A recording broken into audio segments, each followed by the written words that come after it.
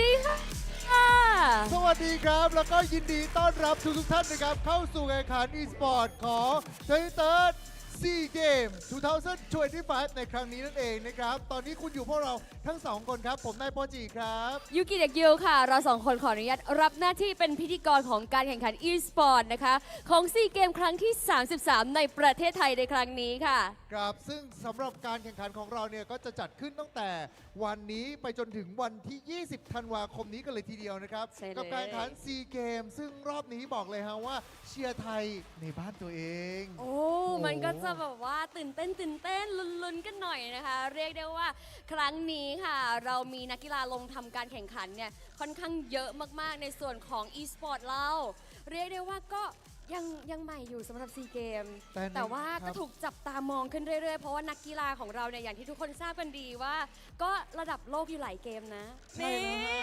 ซึ่งสำหรับการแข่งขันของเราในรอบนี้ในส่วนของตัวการแข่งขัน e-sport เองนี้ก็เรียกว่าหลากหลายมากๆแล้วก็ให้พวกเราเนี่ยได้มาอยู่กันนะครับนะสาราวัดแก้วแห่งนี้นะจุฬาลงกรณ์มหาวิทยาลัยนั่นเองนะครับถูกต้องค่ะซึ่งแน่นอนนะคะว่าเราจะทำการแข่งขันกันไปตั้งแต่วันที่ 13 จนถึงวันที่ 19 ยาวๆกันไปเลยค่ะทุกวันเนี่ยก็จะมีหลายๆเกมเนี่ยสลับสับเปลี่ยนกันไปนะคะซึ่งสำหรับหลายๆท่านที่อาจจะยังไม่คุ้นเคยกับ e-sport นะก็เดี๋ยวขออนุญาตแลปอัพให้นิดนึงแล้วกันว่า e-sport คืออะไร e-sport นั่นเองค่ะเป็นกีฬาอิเล็กทรอนิก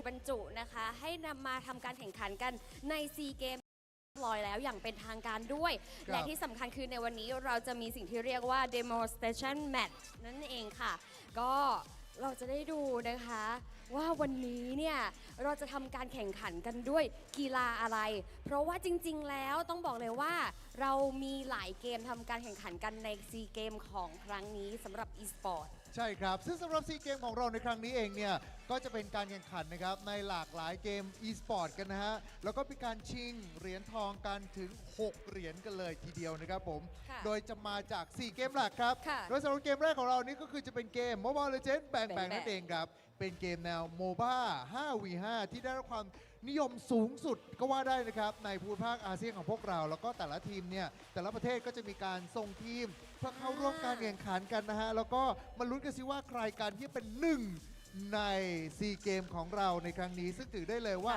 ตัวเกมนี้เองนะครับเป็นเกมที่มีผู้ให้ความสนใจในเซาท์อีสต์เอเชียมากที่สุดเลยก็ว่าได้แล้วก็เป็นการชิงถึง2เหรียญครับเพราะว่าเราจะมีแบบทีมชายแล้วก็ทีมหญิงนั่นเองครับและนอกจาก MLBB แล้วนะคะเราก็ยังมี Arena of Valor หรือว่า AOV นั่นเองค่ะก็จะเป็นอีกหนึ่งเกมโมบ้านะคะที่ต่อสู้กันหรือว่าไฟกันแบบ 5v5 นั่นเองค่ะในสาขานี้เนี่ยก็ชิง2เหรียญทองเช่นเดียวกันเพราะว่ามี2ประเภทคือประเภทชายแล้วก็ประเภทหญิงค่ะและหลังจากนั้นนะครับไปกันที่เกมที่ 3 กันกับเกม Free Fire นั่นเองนะครับก็จะเป็นเกมแนว Battle Royale บนมือถือนะครับโดยถือว่าเป็นเกมที่ได้รับความนิยมสูงสุดในหมวด e-sport เลยก็ว่าได้นะครับแล้วก็แต่ละประเทศเนี่ยสามารถที่จะส่งมาได้สูงสุดถึง2ทีมครับแล้วก็มาดูกันสิว่าใครกันที่จะเป็นทีมที่เหลือรอดเป็นทีมสุดท้ายเพื่อชิง1เหรียญทองครับอุ๊ยอยากเมามากเลยสำหรับฟีฟ่าได้ข่าวว่าเขาส่งตัวตึง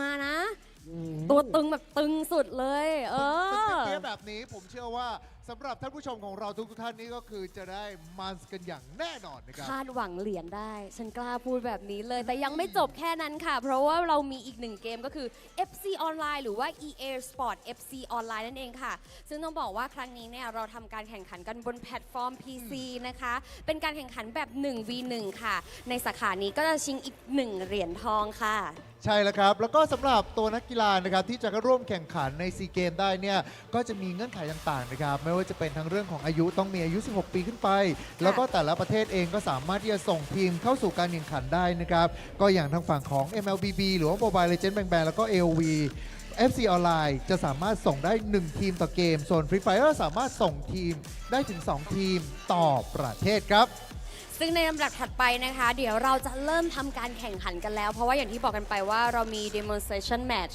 ให้ได้ดูกันนะคะวันนี้ก็จะมากับเกมที่มีชื่อว่า Magic Chess Go Go นั่นเองค่ะก็เป็นเกมแนวนะคะ Auto Battle นั่นเองค่ะก็จะให้ผู้เล่นเนี่ยสามารถวางแผนการเลือกใช้ฮีโร่วางทีมจัดการทรัพยากรซึ่งอันเนี้ยมันสำคัญมากๆเพราะว่าสำคัญต่อการอัปเกรด ตัวละครถือเป็นเกมการที่เราจะต้องวางกลยุทธ์นั่นเองนะครับแล้วมาดูกันสิว่าใครกันที่จะสามารถคว้าชัยไปได้ในการแข่งขันรอบนี้กับ Magic Chess Go ที่ได้เข้ามาร่วมเป็นส่วนหนึ่งของทางซีเกมของเราในฐานะของ Demonstration Match นั่นเองนะครับเพื่อโชว์ทักษะฝีมือนะครับให้กับแล้วก็รวมไปถึงความสนุกให้กับทุกคนเนี่ยได้มารับชมกันนั่นเองครับโดยจุดประสงค์ของแมตช์ของเราในวันนี้เนี่ยเพื่อทุกท่านเนี่ยได้ทำการรู้จักกันนะครับกับ Magic Chess Go สู่เวทีซีเกมของเรารวมไปถึงเห็นถึงศักยภาพของการแข่งขันของ e-sport ในอาเซียนนั่นเองครับก็คือทำความรู้จักกับ e-sport มากขึ้นเพราะว่าต้องบอกว่าเป็นเทรนด์เป็นอีกหนึ่งกีฬานะคะแล้วก็เป็นอีกหนึ่งอาชีพที่น้องๆเนี่ยในยุคนี้เนี่ยเจน C เจน Y เจนโอ้โหอะไรเนี่ยแอลฟาเขาก็นิยมกันมากๆและอย่างที่บอกกันไปว่าวันนี้จะเป็น demonstration match นะคะเพราะฉะนั้นเนี่ยการแข่งขันของเราเนี่ยจะไม่ได้ใช้กฎกติกาเหมือน competitive standard ทั่วไปแต่ว่าจะเป็นกฎพิเศษสำหรับ demonstration match โดยเฉพาะเลยโดยจะมีตัวแทนนะคะจาก4ประเทศค่ะทีมละ2คนทำการแข่งขันในครั้งนี้ค่ะมากันแบบนี้นะฮะผมว่าหลายๆคนเนี่ยก็คงอยากจะเห็นหน้าค่าตาของนักกีฬากันแล้วนะครับว่าเป็นอย่างไรกันบ้างดังนั้นเนี่ยผมว่าตอนนี้นะฮะทุกท่านที่กำลังรับชมกันอยู่ครับพิมพ์แชทเข้ามาได้เต็มที่เลยทีเดียวครับเพราะว่าเราใกล้จะเริ่มต้นขึ้นกันแล้วนะครับมาดูกันสิว่าตัวแทนของแต่ละประเทศที่จะร่วมทำการแข่งขันกันในกลหมากของเรา Magic Chess Go จะเป็นใครกันบ้างถ้าเกิดทุกท่านพร้อมกันแล้วนะครับเดี๋ยวเราไปเจอกันเลยดีกว่า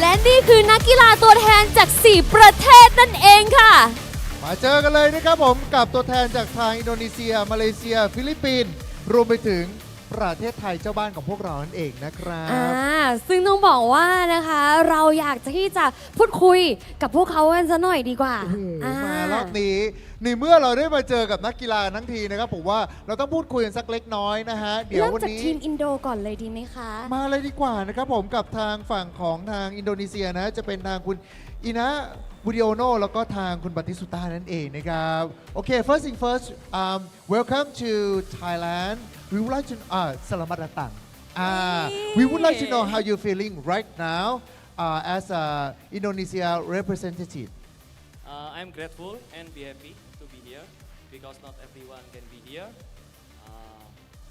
I will play my best for Indonesia can I speak Indo to my follower please pertanyaan gua cuma satu buat kalian semua paham nggak kalian โอเคถึงแม้ว่าส่วนตัวจะไม่รู้ว่าพูดว่าอะไรแต่รู้สึกได้ถึงเขาส่งมาให้นะคะแปลกันสักนิดนึงสำหรับเมื่อกี้เขาก็รู้สึกว่ายินดีมากๆเลยที่ตัวเองเนี่ยได้เป็นตัวแทนของประเทศแล้วก็จะทำให้ดีที่สุดในฐานะตัวแทนประเทศค่ะเพราะว่าไม่ใช่ทุกคนที่สามารถมายืนตำแหน่งนี้ได้เองนะครับ Hope for the best for Indonesia team Okay next up we may move to Malaysia โอเคนะครับมาเลเซียทีมนะฮะก็จะเป็นทางฝั่งของทางคุณอาริสแล้วก็คุณฟาสเลนเองนะครับ How you feeling right now standing in front of everyone representative from Malaysia Okay I'm feeling grateful but at the same time excited to be here thank you Thailand for hosting this SEA game and Magic Chess Go and I want to reply to Budiono Wong Kobut paham alright thank you Thank you so much แอบขิงอะไรกันอีกแล้วนะคะเมื่อกี้ก็ถามเขาว่ารู้สึกยังไงบ้างกับความรู้สึกตอนนี้นะคะเขาก็บอกว่าอุ้ยก็รู้สึกดีใจนะที่มาเป็นตัวแทนประเทศแน่นอนแล้วก็ที่สำคัญคือตอนนี้ตื่นเต้นมากทุกคนตื่นเต้นค่ะแล้วก็ขอบคุณประเทศไทยของเราในฐานะของเจ้าบ้านในการจัดการแข่งขันซีเกมในครั้งนี้ด้วยเช่นเดียวกันนะครับแล้วเขาก็มีแบบขิงกันเดาว่าเป็นการแบบว่า สไตล์ e-sport เราก็ต้องแบบเฮ้ยนายทำเต็มที่ไหมอ่ะ มาลายอินโดใช้ภาษาเหมือนกัน ไม่กลัวอยู่แล้วอะไรอย่าง ประมาณนี้ แต่ว่าถ้างี้ผมว่าไปเจอกันอีกหนึ่งประเทศที่เข้ามาร่วมพูดคุยกับเราดีกว่านะครับผม ค่ะ กับทางฟิลิปปินส์นั่นเองนะฮะ โอเค เดี๋ เดี๋ ย ยว ว ขอ เรา อนุ มา ญาต พูดคุยกัน ค่ะ สักเล็กน้อย มาครับกับทางฟิลิปปินส์นะฮะ ตัวแทนของทางฟิลิปปินส์นี่ก็จะเป็นทางฝั่งของคุณอิลาเดแล้วก็ทางคุณรุยส์นั่นเองครับ How you feeling first thing first คุณมุสา นี่ I'm good. โอเค How you feeling right now First of all, Kapkun ka Thailand. อุ้ย Thank ข you, อบคุณ thank ค you. รับไทยแลนด์ขอเสียงปรบมือหน่อยฮะ โอเค thank So you so cute. much I'm very excited and not everyone gets the opportunity to play here. ก็รู้สึกดีใจมาก ๆ แล้วก็ไม่ใช่ทุกคนที่จะมีโอกาสมาอยู่ที่นี่ฮะ We would like to thank all of the staff here in Thailand and in SEA Games. And can I speak Tagalog? please Okay, ตะกลอก thank you. What's up mga itik? Another day, another chance. อุ้ยเราชอบภาษาแล้วก็สำเนียงของเขามากๆนะคะเขาก็อุ้ยเมื่อกี้เขาน่ารักมากเลยเขากรีตติ้งไทยเราด้วยนะคะ เป็น ก็มีการบอกว่า ภาษาไทยให้ สวัสดีนะ ครั คะ บ แล้วก็ดีใจที่ได้มาที่นี่รวมไปถึงอีกท่านหนึ่งเนี่ยก็มีการบอกว่าสวัสดีทุกๆคนที่ดูอยู่ด้วย รวมไปถึงนะคะสตาฟทุกคนด้วยนะ ใช่ ทุก ฮะ คนที่อยู่ในภายในบริเวณงานออฟไลน์ตอนนี้ด้วยค่ะ ก็ยังไงก็ตาม hope for the best สลามัตโพ นี่ ขอบคุณนะครับ โอเค สุดท้ายแต่ไม่ได้สุดครับ ตะกี้นี้เราคุยกับตัวแทนหลากหลายทีมกันไป เท่แล้ แล้ว ว เรามาหาเจ้าบ้านของเรากันบ้างดีกว่าครับ กับตัวแทนจากประเทศไทยนะฮะ ทางคุณอินทจักรนะครับ แล้วก็คุณกันนั่นเองฮะ รู้สึกยังไงบ้างครับที่ได้มายืนอยู่ตรงนี้ ในฐานะตัวแทนทีมชาติครับ ก็ทั้งตื่นเต้นแล้วก็กดดันนะครับ ขึ้นชื่อว่าการแข่งขัน ครับ มันก็ต้องมีแพ้เป็นเรื่องปกติ แต่ว่าไม่ใช่วันนี้ครับ อู้ โอ้ ถึงจะมีเรื่องแพ้แต่ไม่ใช่พวกเรานะฮะ ทางคุณกันล่ะครับ เดี๋ยวจะต้อนรับให้เต็มที่ครับ จะต้อนรับให้เต็มที่ให้รู้ว่าทีมไทยก็มีดีครับ นี่ จะต้อนรับให้เต็มที่นะ ไม่ธรรมดา Welcome everyone to Thailand โอเค they will try to welcome you with a warm feeling Yeah, and we- they feel a little bit pressure but it's common that when we compete they always we have a winner and loser but not for Thailand today but not us and Not they're us trying today. to greet you guys inside the games นี่ โอเค let's see who's going to win today มาดูกันดีกว่านะครับว่าปีนี้ใครกันที่จะสามารถคว้าชัยไปได้ใน demonstration match ของเราเอง เดี๋ยวเราไปยืนตรงกลางเวทีกันก่อนละกันนะฮะ โอ้โห มาเพราะว่าวันนี้นี่อย่างที่บอกกันไปเรามี 4 ประเทศที่ได้เข้ามาร่วมกันในการแข่งขันครั้งนี้นะ ถือได้เลยว่ารอบนี้มาแน่นอนครับกับ Magic Chess Go Go นั่นเองนะครับ และแน่นอนค่ะทุกการแข่งขันนะคะ ก็ต้องมีนักพากย์ค่ะ หรือว่าที่เราเรียกกันว่าแคสเตอร์ที่คอยมาสร้างสีสันให้กับการแข่งขัน ให้สนุกสุดมันนั่นเอง ซึ่งครั้งนี้ค่ะแคสเตอร์ของเรานะคะ ก็คือคุณเลเฟลแล้วก็คุณลีโอนั่นเองค่ะ ครับผมก็บอกได้เลยฮะว่ารอบนี้มันกันอย่างแน่นอนนะครับผมแต่ว่าเกมการแข่งขันของเราใกล้จะเริ่มต้นขึ้นกันแล้วนะครับ so our games is about to begin we may have all the athletes please proceed to your station ก็คือตอนนี้เดี๋ยวเราจะให้นักกีฬาแต่ละท่านนะครับ ไปประจำที่กันเลยแล้วกันนะครับ เพราะว่าการแข่งขันของเราใกล้จะเริ่มต้นขึ้นกันแล้ว นั่นเองครับโอ้โหมาครับ คุณยูกิตื่นเต้นมากเลยอ่ะ ตื่นเต้นเมื่อกี้ถึงขนาดตะกุกตะกักพูดอะไรไม่ถูกเลย เพราะว่ารู้สึกได้ว่า energy ตอนนี้ can you feel the heat right now is rising up We can feel are you guys feel the heat right now รู้สึกได้ถึงความร้อนที่กำลังอยู่บนเวทีของเราแห่งนี้ถูกต้องไหมครับแม่ ถูกต้องค่ะ เพราะฉะนั้นตอนนี้ไม่ต้องรอช้า เดี๋ยวเราส่งเข้าเกมกันเลยดีกว่าค่ะ ดังนั้นนะครับเพื่อเป็นการไม่เสียเวลารอบนี้นะการแข่งขันของเรากับการแข่งขันของซีเกมครั้งที่ 33 ประจำปี 2025 Magic Chess Go Go Demonstration Match Let the The game game begin begin ขอบคุณ Crap. Thank you very much, Poji and Yuki. It's always nice to have energetic hosts around. Now, ladies and gentlemen, welcome to the 33rd SEA Games 2025, hosted here in Thailand. My name is Phil. Alongside me is Leo, at your service. We're so happy to be on ground and to start off this week of esports competition with Magic Chess Go-Go, followed by men's and women's MLBB. We got 4 teams on stage right now. They introduced themselves, a little bit of a message, even in their own native languages, and I cannot be more excited to start it off. I'm excited I could understand most of it. And yes, this is going to be Magic Chess Go-Go. This is going to be the tournament format where we'll have one match. But in this one match, we will go for 5 rounds. And you guys saw that we have 4 participating countries. We got Indonesia, Malaysia, Philippines, and of course, Thailand. And each country will have two players, 2 representatives, where they will be sharing points. Whoever has the most points is the champion. That's right. This introduces certain dynamics wherein you have to communicate with your teammates. And as you can see on camera, and if you're here with us in Chulalongkorn University, then you'll understand that going from 1 to 8, getting you 9 to 7, 6, 5, 4, 3, 2, 1 points makes a difference. So if, let's say, Lafel and I were on the same team, right? Yeah. A hybrid of Team Philippines and Team Malaysia, we would have to talk about it and say, yo, I'm going for a first place finish. Are you okay with 6th or 5th? We can do that. And whatever that is, 9 plus what, 4 or 3? Yeah. That's your total points gain for that round. I gotta say, getting number 1, that 9 points is gonna be very important, especially considering in this lobby, we got Batitusta, Budiono, Itachak, Gun, RF Fazli, Larda, as well as Ruiz.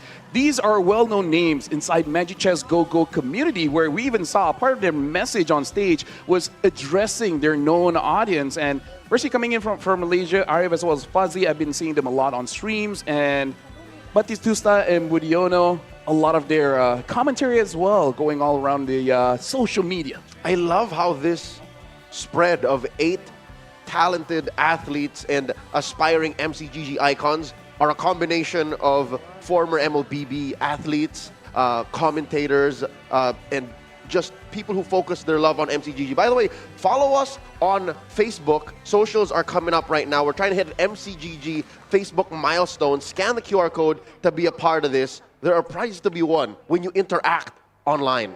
Oh yeah, for sure. And as we're going to be jumping in, we got a lot of interesting dynamics here because, again, when it comes to the point system, and we're going to play all 5 games, this is going to be quite an interesting setup, how the players of each country will be playing with each other, because denying certain picks coming in, especially for the 5 cost, is going to be very crucial, because I kind of feel like in this kind of lobby, whoever gets a 3-star 4 cost first, or if it happens, a 3-star 5 cost, that's basically going to be a win. If it's not number 1, even number 2 is going to be pretty good. Yep, you're talking about the hero pool.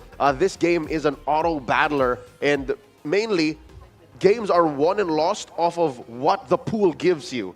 And before even considering what the pool might give you, you got to start off with your commanders, right? Yeah. Introducing here a unique commander system. These athletes will be playing 5 unique commanders individually throughout these 5 rounds. Yeah, meaning they can't repeat. If they already pick up a Lancelot, they can't use the Lancelot again. But their teammate can. Their teammates can, and the thing is, there will be no ban. So there's like, we open up a bit, but at the same time, we restrict a little bit. And considering the fact that a lot of the econ commanders have been nerfed recently, except for Yuzong. Yuzong is looking pretty good to be either an opening or a closing commander to ensure yourself that you're able to get a very good standing here. So I feel like understanding which commander you want to start off with is going to be pretty crucial. Do you want to go for more econ or go for more damage-based? I'd say even with the nerfs, a solid 4-1 split will be the name of the game here, the norm. We'll follow through when we do get through our rounds. I'm saying 4 econ and then 1 combat commander. Yeah. Personally, for me, I've been spending Karina just because I got the Leona skin. Looks amazing, but that does mean I play mostly Toy Mischief. Speaking of which, we do have to see what kind of synergies will they be opting for, because Glory League has been buffed a bit. Yep. Looks pretty strong, so we'll see whether they will commit to that. And I don't know about you, Leo, but once in my life, I've seen a 10 soul vessel game. That was pretty much unfair. I don't know if any of the players can execute execute that today. I love that you mentioned it because Soul Vessel is a synergy that recently got nerfed too. Yeah. But just because they got nerfed doesn't mean they won't show up. I'm talking about heroes, commanders rather, like Cho. Cho got the whole 1 gold nerf. It's Exactly. huge. You usually are okay with open forting, losing on purpose early on to get extra gold. But I'd say when it comes down to it, Cho might still show up in the 4-in-1 split. I mean, here's the thing, like in my own personal testing, Cho is amazing, but at the same time, because of the nerf, you might even opt for something like an Aurora, where you're not trying to open fort, but you're kind of open forting because you're not getting the heroes. You're open to open forting, but it's not your go-to. Exactly. You're willing to. Again, there are times where in the game will just randomly give you heroes that you need. Let's say you play Scavenger. Fine, you trigger Scavenger synergy. You're okay with going that way and helping get the passives on Aurora. I see where you're coming from. Yeah, especially considering the fact if you do opt for her Go-Go card, it basically means like every 2 rounds that you don't buy anything, you will trigger her passive, which is going to scale up your econ quite a bit. So, I don't know, going up against a lobby where everyone here is pretty okay with open forting, I feel like whoever gets a very good early opening, something like a Star Wing opening, or able to get the Soul Vessel, they're like, okay, you know, I'm gonna be pretty safe going for an early game comp here because everyone is just gonna basically concede in the early stages. Which is an interesting balance because whoever reads the room first, whoever acts as the let's say apex predator in this open fort meta, will be the one to reap the benefits. Imagine hitting a power spike in as early as stage 2, and then just putting someone down way below what they're comfortable with. And here's the thing, I've been scouring all over the net, and it looks like everyone has a very cheesy strat, you know, use something like a die-off to get a very early 5 cost and then basically just play around it. And bonus, if that 5 cost is happen to be a Glory League hero. And spam level XP. Exactly. Just get there faster. You don't have to have a... You know, sometimes I end up falling to the trap of, I want to have a pretty synergy. Yes. But sometimes fast and dirty is worth it. Yeah.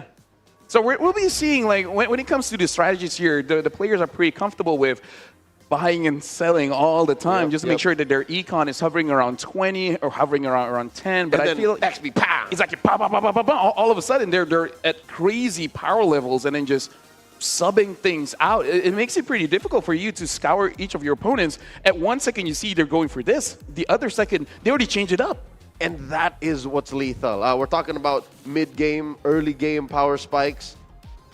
What if there's a late game? We've seen this happen. I'm pretty sure you played ranked games where you're like 5 HP and you're losing, and you're down to the finals, and you still win the finals because you made that the last second change. Well, I've had it, but most of the time when in my ranked games, the one that's able to pull it off is those that is able to get a cheese aspirin game, especially when you get Gushin. Ooh. And then all of a sudden you have amazing synergy in the early. So even when you're opening up, you're not losing by that much. Yeah. And by the time we go to the late game, you already have like hundreds of your Aspirant points. Aspirant points. Yeah. And then at that point I'm like, okay, you know what?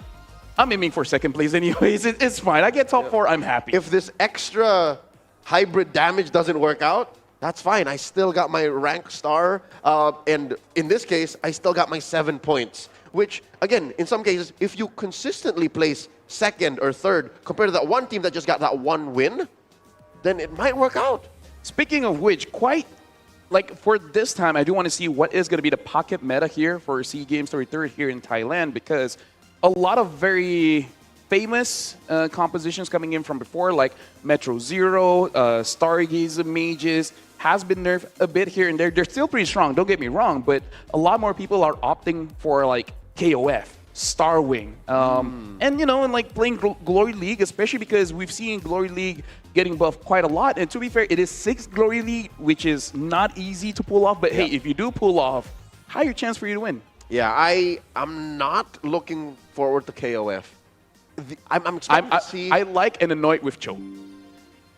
Iori. Yeah, Iori Yagami, exactly. Yeah, it's good because he's mortal rivals. If you get him early, you got that nice kick going, and then he's strong on his own. You can say the same thing for Kyo, right? Kyo is also solid as a backliner, but to build full KOF, it might work in your ranked games, especially if you can like get there quick.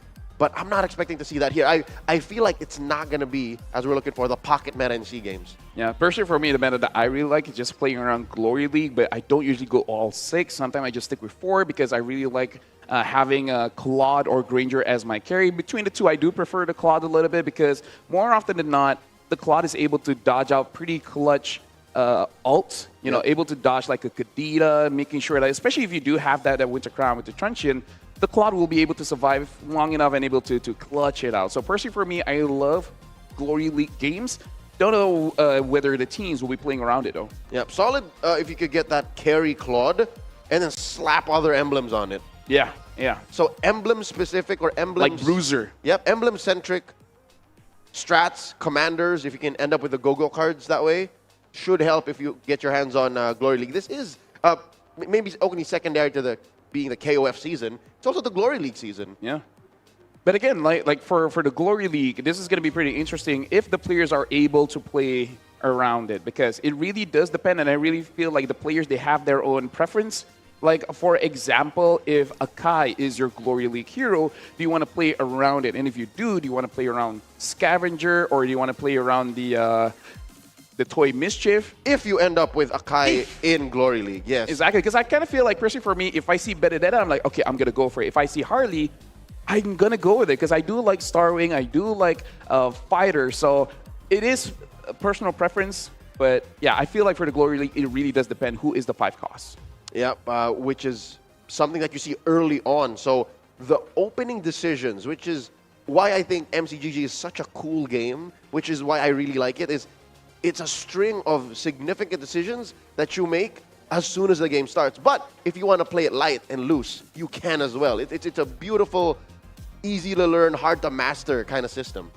Personally, for me, it feels like a very difficult game if you really want to basically, what you call it, like one trick something, right? Say you want a one trick Toy Mischief. I feel like you can get top 4 a lot of times, but getting all the way to number 1 is going to be difficult, especially if you want to one trick something that's highly popular. Like even in rank, KOF is everywhere. Soul Vessel. So it's like at that point, you want to get your 3-star, 4 cost, 5 cost. Honestly, it's pretty unlikely. You're not just fighting your opponents, you're fighting the game. And now, since we have a team, right? A country has 2. I think they can really strategize that, and by saying like, hey, if I have this opening, allow me to get this, and this. And if I get 3 stars, say I get a 3-star Freya, I get a 3-star Claude, Granger, Kadita. It's like, I'll take over the game. You help and support me. Which is why, interestingly enough, on your screens now, you're seeing players with a pen and paper. So this game can get very cerebral. This will help them parse through the builds and the communications that they're making with each other, saying, yeah, I'm going to keep track of this. I'm going to hold on to this. You want me to keep this? And this lightens the load, but I'll tell you now, Magic Chess is still a huge game that relies on luck. Yeah. So that will just help minimize it, but not totally control it. Exactly. Like the players can manipulate it a bit, you know, like cycling 3 costs, 4 costs. But again, ultimately, no matter how great your strategy is, sometimes you just don't hit it, right?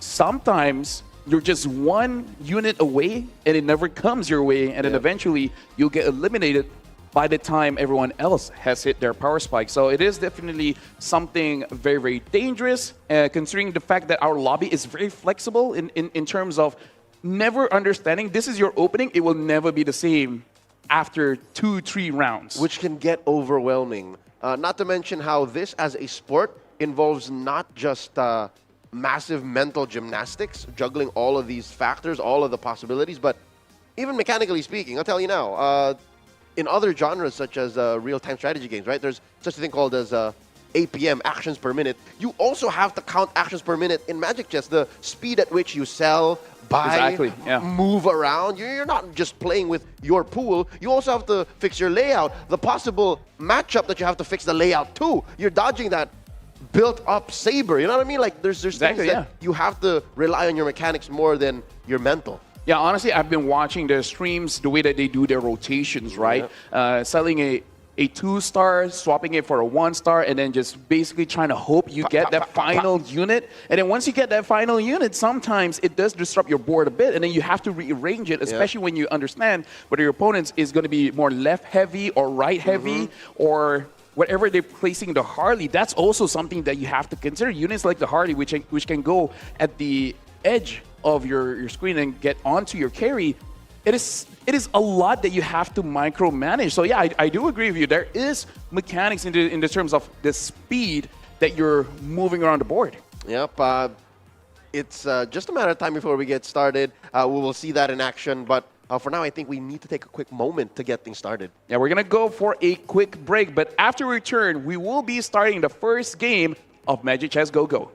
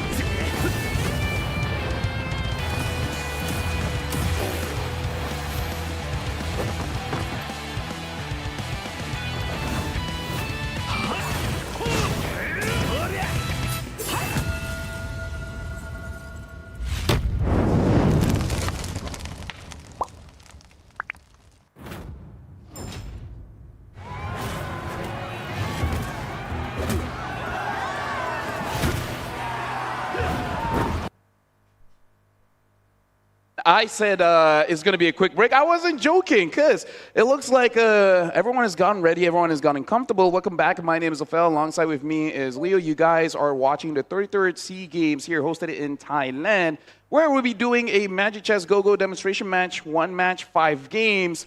The country with the most points wins. We're yet to put points on the board. We're just about to load into our first lobby. Again, competing in this demonstration is Team Thailand, our gracious hosts, Team Philippines, Team Malaysia, and Team Indonesia. And again, each team does have 2 players, and they'll be sharing their points. So even if one of the players ends up in 8, as long as their partner ends up somewhat higher, especially at number 1, it's going to be pretty good. Over here, it looks like they are into the game.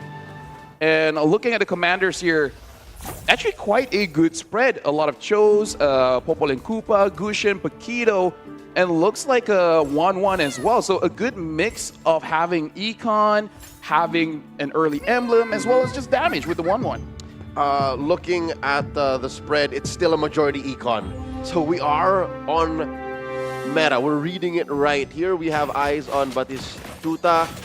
He's starting with Aspirants, but isn't this a good start? It's a solid start. Especially, yeah, 2 synergies for free. Exactly. Like this is amazing as a Ruby, because you have 3 synergies. So if you play around that Ruby, you can actually have a pretty solid early game where even if you do lose, more often than not, you're able to take down at least 2 units.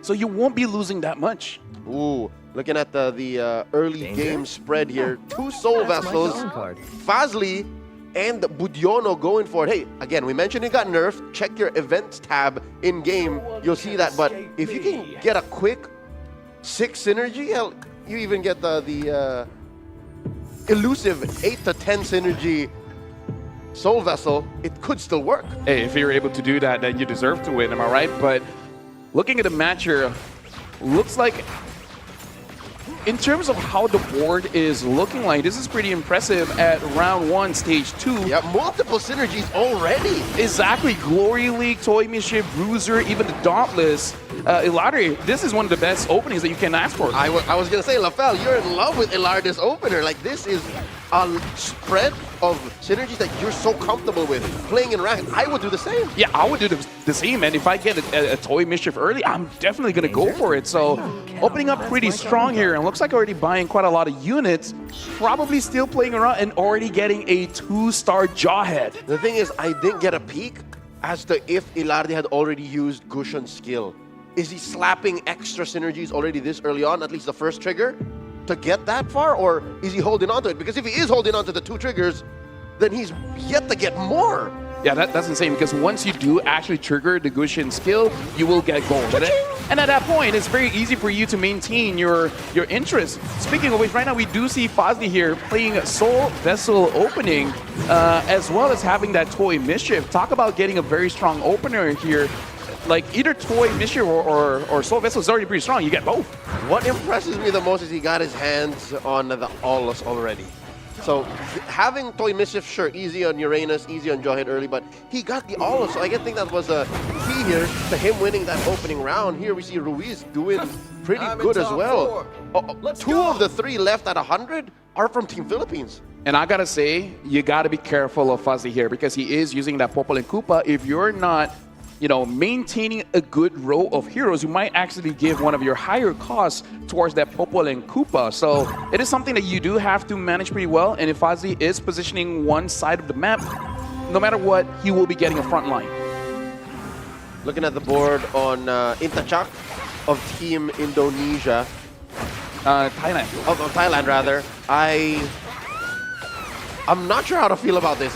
It looks like he's not dealing enough damage. Yeah. It is still a pretty solid opener, having Starwing as well as Stargazer. But again, Stargazer has received quite a few nerfs over a long period of time, so the damage isn't all there until you hit 4. Yep. Intachak needs a good core going into the mid-game, because right now all we saw is a solid amount of sustain. Like, those were all the support pieces with nothing to use it as payoff just yet. Speaking of which, we are jumping into the chess round here. Intachak is going to be first pick. And in terms of forward cost, there's only the Arlid. Does he even want that? It looks like Budiono is able to get the Arlid, and Intachak took too much time. Exactly. I think he was considering, like, do I really want it? But Budiono's like, no, that's what I want. Now it's the two Filipinos left on, Ruiz and Ilarde of Team Sibol. There's the Ice Queen Wand and the Blade Armor going over to each. I wonder how they're going to use that. I wonder if it's going to be worth it. Well, speaking of worth it, looks like Intachak is going to sell off. He does not want that KOF synergy. Got that Bruiser. Unsure whether he wants to keep that Blessing or not, but I'm really looking at Budiono how he's going to be using the Arlid, because Arlid is pretty strong. So strong, in fact, that had to be nerfed quite a few times. Does he want to use that just to stabilize his board, or he eventually wants to play with the synergies that Arlid has? Yeah, Arlid is a solid core for a mid to late game burst. But here we see have eyes on Ilarde, still untouched at 100. Going straight for the back line, the Karina is trying to do the work. Leona falls this time around. And I love it again, this opener. LaFell, he even gets Scavenger on. His economy is gonna go ham. At this point, he's probably gonna be the first getting to level 8, and at that point, he has first dibs on getting a high cost level 2, right? Doesn't matter if it's a 4 cost or a 5 cost. Because like you said, the synergy, not only the econ is good, but actually it stabilizes quite well, quite a good spread of damage as well as sustain here. Having the Ice Queen's Wand on the Carmilla doesn't really mean much, but the fact that Carmilla is able to deny some healing coming in from your opponents does help a lot, making sure that she stays alive as long as possible. Eyes on Batistuta right now. You can see that he's trying to shuffle around that Stargazer.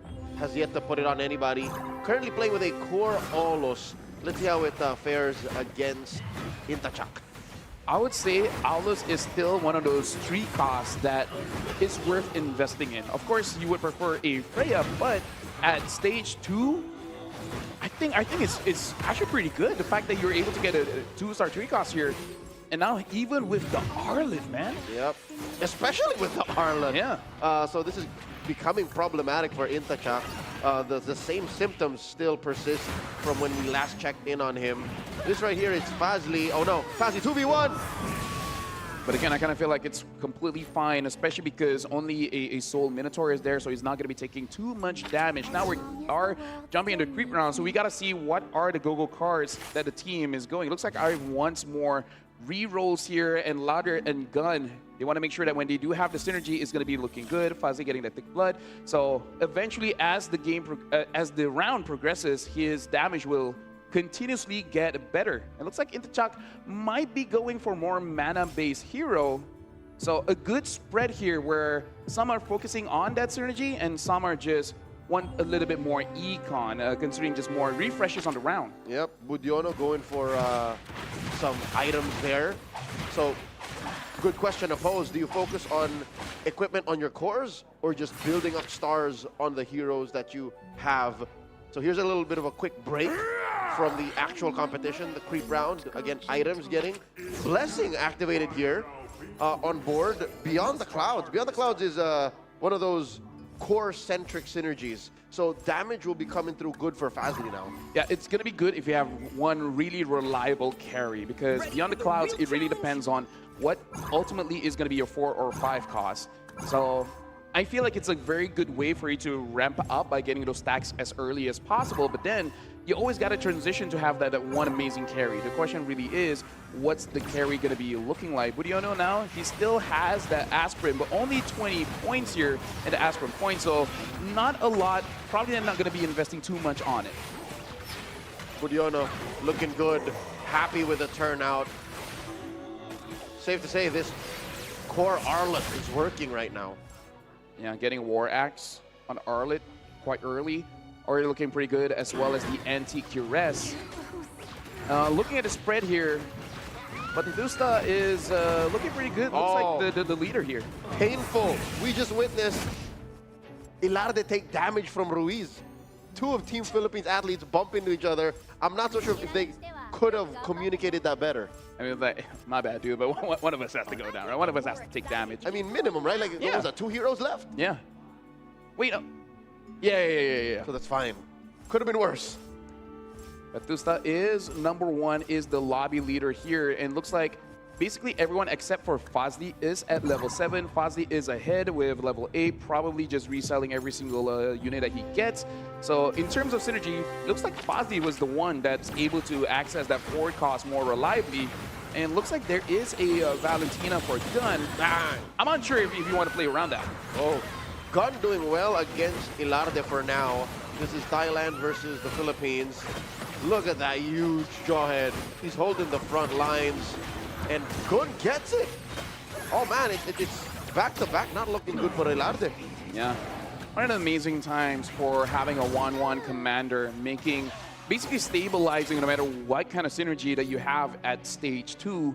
But eventually we will be going for the chess round. Intachak as well as Budiono, they are the bottom of the standings here, but I would say pretty healthy, right? 57 HP, 59, getting first dibs on stage 2 chess. That'll be pretty big, especially if there's a 5 cost on the board. A very tactical decision.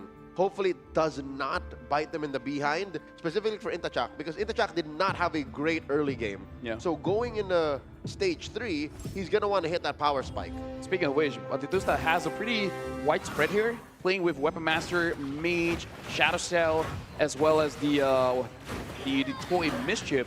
So rarely do we see a mix of Weapon Master and Mages. Usually we will see one of either, but yeah, this one relies on skill, one relies on basics. Exactly. So he's probably just stabilizing at this point, but he has a Valentina. Maybe he will go more towards the Mage, but I don't know. I haven't played a lot of Valentina myself. Ilarde dropping here to the 50s, taking 11 from Batistuta. Eyes on Budiono now. Indonesia's winning this round. Yeah. Now we'll see whether you actually want that or not, because it looks like in terms of dips, he was number 2, but now it's going to delay it a little bit. Intachak here goes for Iori Yagami. Fazli looks like he wants that KOF emblem. I wonder if Fazli wants to get a little bit greedy here and try to hit 11 KOF. Our leaders coming through. An item for Ruiz, another for Arif. Batistuta going for the extra mana regeneration. Let's see how this stage goes through. 3-1. Getting the purple buff is going to be quite good here. Unsure which we are spectating at the moment, but looks like they are shuffling. I think it's just Budiono. Yeah, it is Budiono. Yep. He has to face Whopper. Don't know whether he wants to commit to that or not, because looks like he's playing around the Scavenger. And who's open 4 here? Looks like Arif is going to open 4 for quite a while. Arif has a life to spare. He's got life to spare. Just let that one Terry Bogard is like, yeah, I can Okay. kind of like just tail behind Batistuta. This is where we can see the strat here. He's going up against Fazli. That's why. They want to minimize. They want to make sure that this is where communication is key. Teamwork. This is teamwork. How much damage? 8. 8 damage, the least amount of damage I believe you'll be taking this round. That was smart for Team Malaysia. Yeah, make sure that they are able to extend as far as possible. Like, as long as you guys get top 4, it's going to be pretty good. And that basically allows them quite a lot of time here. Speaking of, we're going to be having a creep round after this, and it does look like it is going to be a purple card round. I think that's going to be crucial, because at this point of the game, do you want more, like I said, the question, do you want more item or do you want to get those stars? Because we did see a good mix, especially when it comes to those refreshes. Yeah, I feel like this gold go-go card is going to be crucial for basically all the players. Yep, a good spread of go-go cards can help you address both, right? You can go tall by building one solid core or making another core, or you can go wide, spreading the stars amongst your heroes. We are watching now Intacha. This has to be the round that he recovers, right? If you take too much damage from here on, you can't rely on getting to stage 4. Speaking of which, looks like he might be investing a little bit onto Yuri Yagami, because he's going for 6 bruiser as of right now. He's good. And the thing is, Yuri Yagami is amazing, but he's really amazing at 2 stars, because at 1 star, even though he can kick quite a lot using the way of the dragon, but sometimes he does die very, very quickly unless you have a winter truncheon or at least 1 defense item alongside with a Haas Claw. This is going sideways for one half of Team Philippines. Make that both. Ruiz and Ilarda find themselves at 6 and 7 now. This is looking bad. Oh, why are they losing out in the mid game like this? I'm unsure, but Batitusta, it looks like he's going to opt for Mage, having 2 stargazers as well. He does have a Mage emblem. I wonder if eventually he will get a Vexana and just put the emblem onto Vexana and try to get 4 stargazers on the board as well. Fazli holding on. We can expect a good power spike from the players that are holding on to what? 40, 50 gold up. So this is a breather. Looks like Batusta is grabbing the shield, so making sure that he's able to survive any kind of engage. Maintain that streak. And I feel like that's a pretty good idea, because, you know, playing mages and stargazers is pretty strong, but you do die pretty quickly. So just in case someone gets a very high rolly roll in the next two rounds, you know, I think it's a good idea. Yeah, your wins are big, but your losses are big as well, because you get wiped out hard. A softy lineup like this. Metro Zero. Who was that? Someone was going for a Metro Zero. Yeah, look at this. Budiono is open, forwarding. I wonder if he is going to fight against Batusta, and at that point is like, just take it. I feel like you should leave at least 1. Oh, they are. That's what they're both doing. Yeah.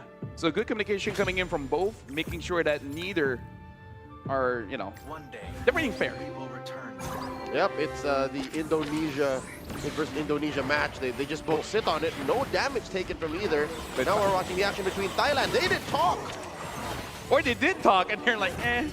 Anyways, look at this. Fazli did get the trust fund, and he's at level 9 at this point. I think he wants to go for 10 pretty quickly, and at that point, maybe he's going for a 3-star 5 cost. Fazli is playing very heavy econ.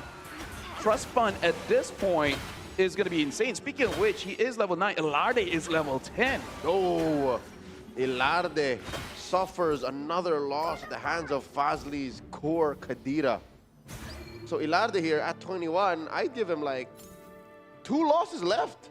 Yeah. You lose 2 more, you're dead. And this is what we were talking about, right? Mage, Stargazer, a lot of damage, but you do go down pretty fast. So you got to make sure whoever you kind of have to spread your core so that if one gets taken down, someone else can pick the pieces back up. We are looking at Intachak here, so playing a spread of Bruiser, having 4-star wing as well, and looking at Yuri Yagami still at 1 star. I don't know. It might be fine, but I'm slightly worried for Intachak here. I think Intachak, he's out of the woods. He's in a much better spot than Ruiz or even Fazli. His economy is looking stable. He's going up against #1 currently in the lobby, Batistuta, and he's making it work. Lafelli's making it work. Yeah, but look at that. The damage coming in. Looks like the Guinevere as well as the Saber is able to do it, but again, Batistuta does have that shield, so he's pretty comfortable taking that loss. And the Arlet trying to heal up, unable to hit the ult, and looks like it's gonna get taken down by the Kadita here. And nothing a Lone Saber can really do. Yeah, no. Oh, yeah, nothing. Doesn't have that spell vamp. He has the raw defense via the tanky items, but close. I think if maybe one more hero was left there, Budiono, he would have survived. 2-star Freya for him now. Yeah, that is actually quite a big power spike here. I wonder if his think about the idea of going for a 10-star wing, probably going to be pretty difficult unless you do get an emblem in the chess phase, but at the same time, I don't think that you're really going to get it. Maybe the better way is just try to get a 3-star Freya and then just play off of that. Oh, look at that. Terry Bogard is already 6 out of 9. We might see a 3-star Terry. Huge. Fazli's Terry Bogard is now about 350 pounds, 6'9". Huge beast of a man. Let's see how it performs against Budiono's lineup. Looks like the There it Kadena. is. Yeah, instantly goes in. And a lot of 1-star here for Fazli. So he's been econing quite a lot. And looks like the burst is enough. The Kadena is doing work. Kadena KOF. Kadena is so good. We already saw it clutch a win, but here it performed so well that there was at least a hero or two left for that lineup. Now going into the 3 to 4 transition, chest opens. Yeah, Elare instantly getting the Luminexes. Ruiz wants more capacity. Intachal getting the capacity as well.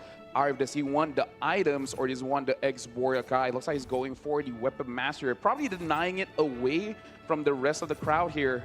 Fazli takes up that Akai, but Tetusta, considering he is using mages, gets that purple buff just to make sure he's able to utilize the abilities pretty quickly, and I feel like that's a good idea because you kind of have to spread out your strength. Yeah, more items across the board. Essentially, that is what the Starwing synergy is, right? Like you give your whole board like this for Budiono extra damage, extra HP. Like you're just buffing everybody, especially if you can hit that 10 threshold. He's about 3 away, still looking for that emblem. And I would say good and bad for Fazli here because it looks like everyone is playing Kadena, but at the same time, it's like it's going to be hard for him to hit 3 stars, but everyone else is going to have the same problem. And now it looks like Budiono is going up against Arif, and it looks like Arif is taking quite a lot of damage here.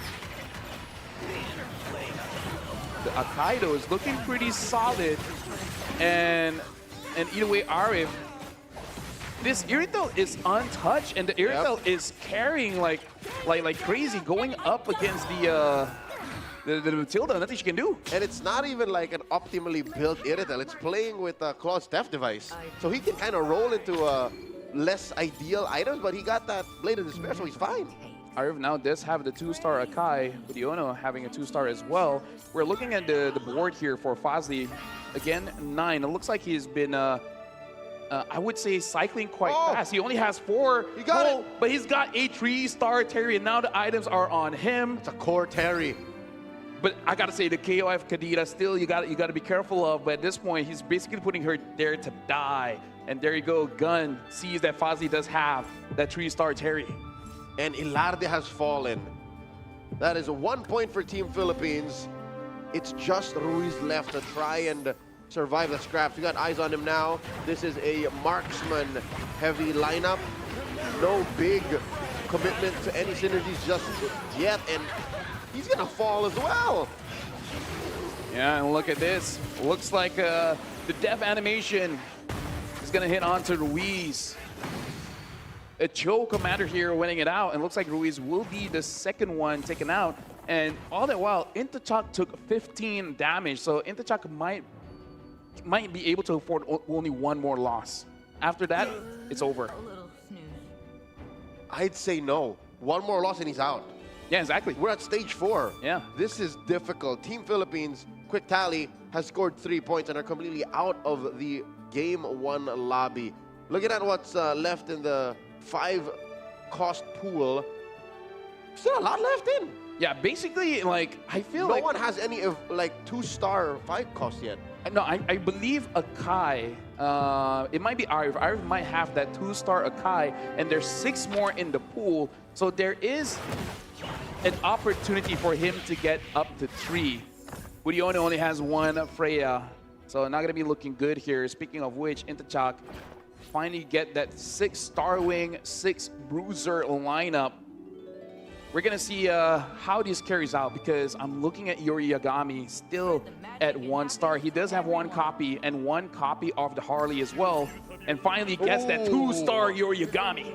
Intachak had a hard early to mid game, but in the late game, even at 11 health, I think he'll be fine. I think Intachak with this kind of spread will make it a top 4. Look at Fazli. He has 3 on Terry, and I believe that's a Valentina as well.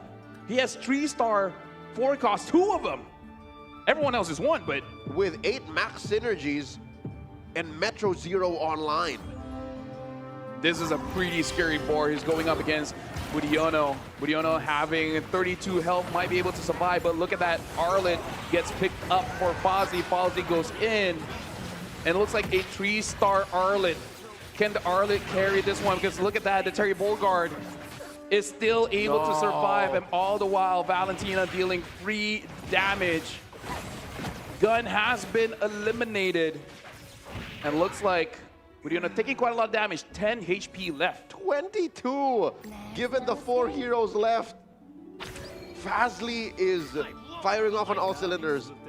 I think what was key to that win was the glowing wand. The glowing wand of the Valentina, awesome pickup. Stop that Arlet from, again, saying what you said. Maybe the Arlet can do it, but with the nerfed healing and regeneration, there was nothing that Arlet was to do.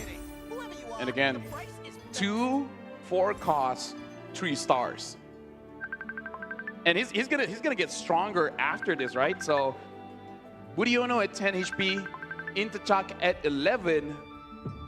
Batitusta looking pretty good with 61 here. Arif 31. So Batistuta is the leader, but he has no more shields. All the more impressive is Batistuta has remained at #1 for the past 3 rounds, 4 rounds even. Budiono here at the edge of his life. Looks like he's going to be losing it out here. The 3-star Arlet is getting controlled by Yori Yagami. Triggers the Winter Crown. And so far, still surviving. Is he going to be able to 1v4 this? Uh-oh. This is what we're talking about. No regen nerfing. Still not enough. Budiono falls. That's a #5 spot locked in for Indonesia. Yeah, so far, 2 from the Philippines, 1 Indonesia, and 1 Thailand. Intachak, Arif, Fazli, and Batistuta is the top 4 here. 2 Malaysian players are left, so this does mean that they might be able to clutch this out. Even if they don't get #1, they're going to be having quite a healthy lead after game #1 in this 5 games match. Yeah, I got eyes on Intachak. Did he adjust? Did he switch it up? Oh no, he just moved stuff around. And this time, look at it, Joe. Has more sustain. Hasclaw, War Axe with the Winter Crown. Ooh. He should be able to absorb quite a lot. Multiple kicks, and I don't think he'll need to absorb much because look at the damage is raining down on Arif's lineup. He might eliminate Arif here. Arif at 13 HP, very much possible. Oh, but the Barras is so tanky though, and now gets split up. And now deals with the Joe. Joe kicks it, but there's 2 Barats here. But this is Yori Yagami, man. Gets 5 kills off of that, and Arif is eliminated at #4. Only 3 left, and Batistuta falls from #1.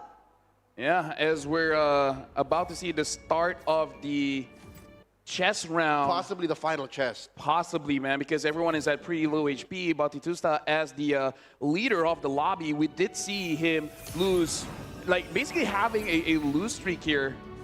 Unsure about what they got, but Intachak now has a 2-star Harley. The Claude's Chief Device is on to Harley, and I feel like that's fine because Harley's kit is strong enough to do what Harley has to do, which is eliminate the main damage. Yep, and even with a theft device, most rolls are okay rolls. Most steals from the item pool. Looking at Batistuta's lineup here, full committal to mages, fully charged up that tree. He is going to do well with Beyond the Clouds now, but is it enough going up against the likes of Intachak's lineup? He will be facing his mirror. Honestly, I doubt it with only 51 stacks on that Beyond the Cloud, and the front line is not tanky enough. This kill is going to get taken out so fast, even against a mirror here. Intachak is going to do the death damage here. Batistuta is going to get eliminated at #3. Whoa! And Intachak gets taken down, so Fozzie wins the round at #1 for Malaysia.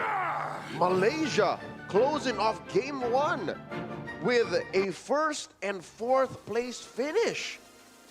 Now that's going to be quite a lot of points for Malaysia, but shout outs to the top four here, Fazli, Interchild, About the Tusta, as well as Arif. So a pretty good spread, but this does mean that for the Philippines, a lot of catching up has to be done as we progress throughout this match. Oh, yeah. Look at this. Fazli won with a solid Metro Zero focused plus KOF lineup. And again, Intachak's unforgettable 6 Bruiser, 6 Star Wing. Solid front line. It just couldn't do much against Fazli's firepower. I think what really won the round for Fazli is, I believe at stage 2, the chess round, his HP was low enough where he was second pick and he instantly picked up the KOF emblem. And that was because Budiono won. Because if Budiono lost that round as well, he would be second pick and able to deny that. So I don't know whether Fazli intended to lose the round to make sure that he is second pick, but I really believe that that KOF emblem is the game changer. Tactical losses and placement when you need it to be is something that we'll only know if we ask the player. So that's a stroke of genius if that was really on purpose. And I got to say, the trust fund helps him out a lot, making sure that he does get more copies of the Valentina as well as the Terry Borgard. Getting Terry first and then a Valentina, that's a pretty strong opening for Team Malaysia here. And I would say a pretty solid opening for Thailand and Indonesia as well. Oh yeah, tight finish. Indonesia sitting at 10 points. Malaysia sitting at 14. Thailand at 10. So solid. It's just really Team Philippines who's struggling right now. They need a big win going into game 2. They need at least what?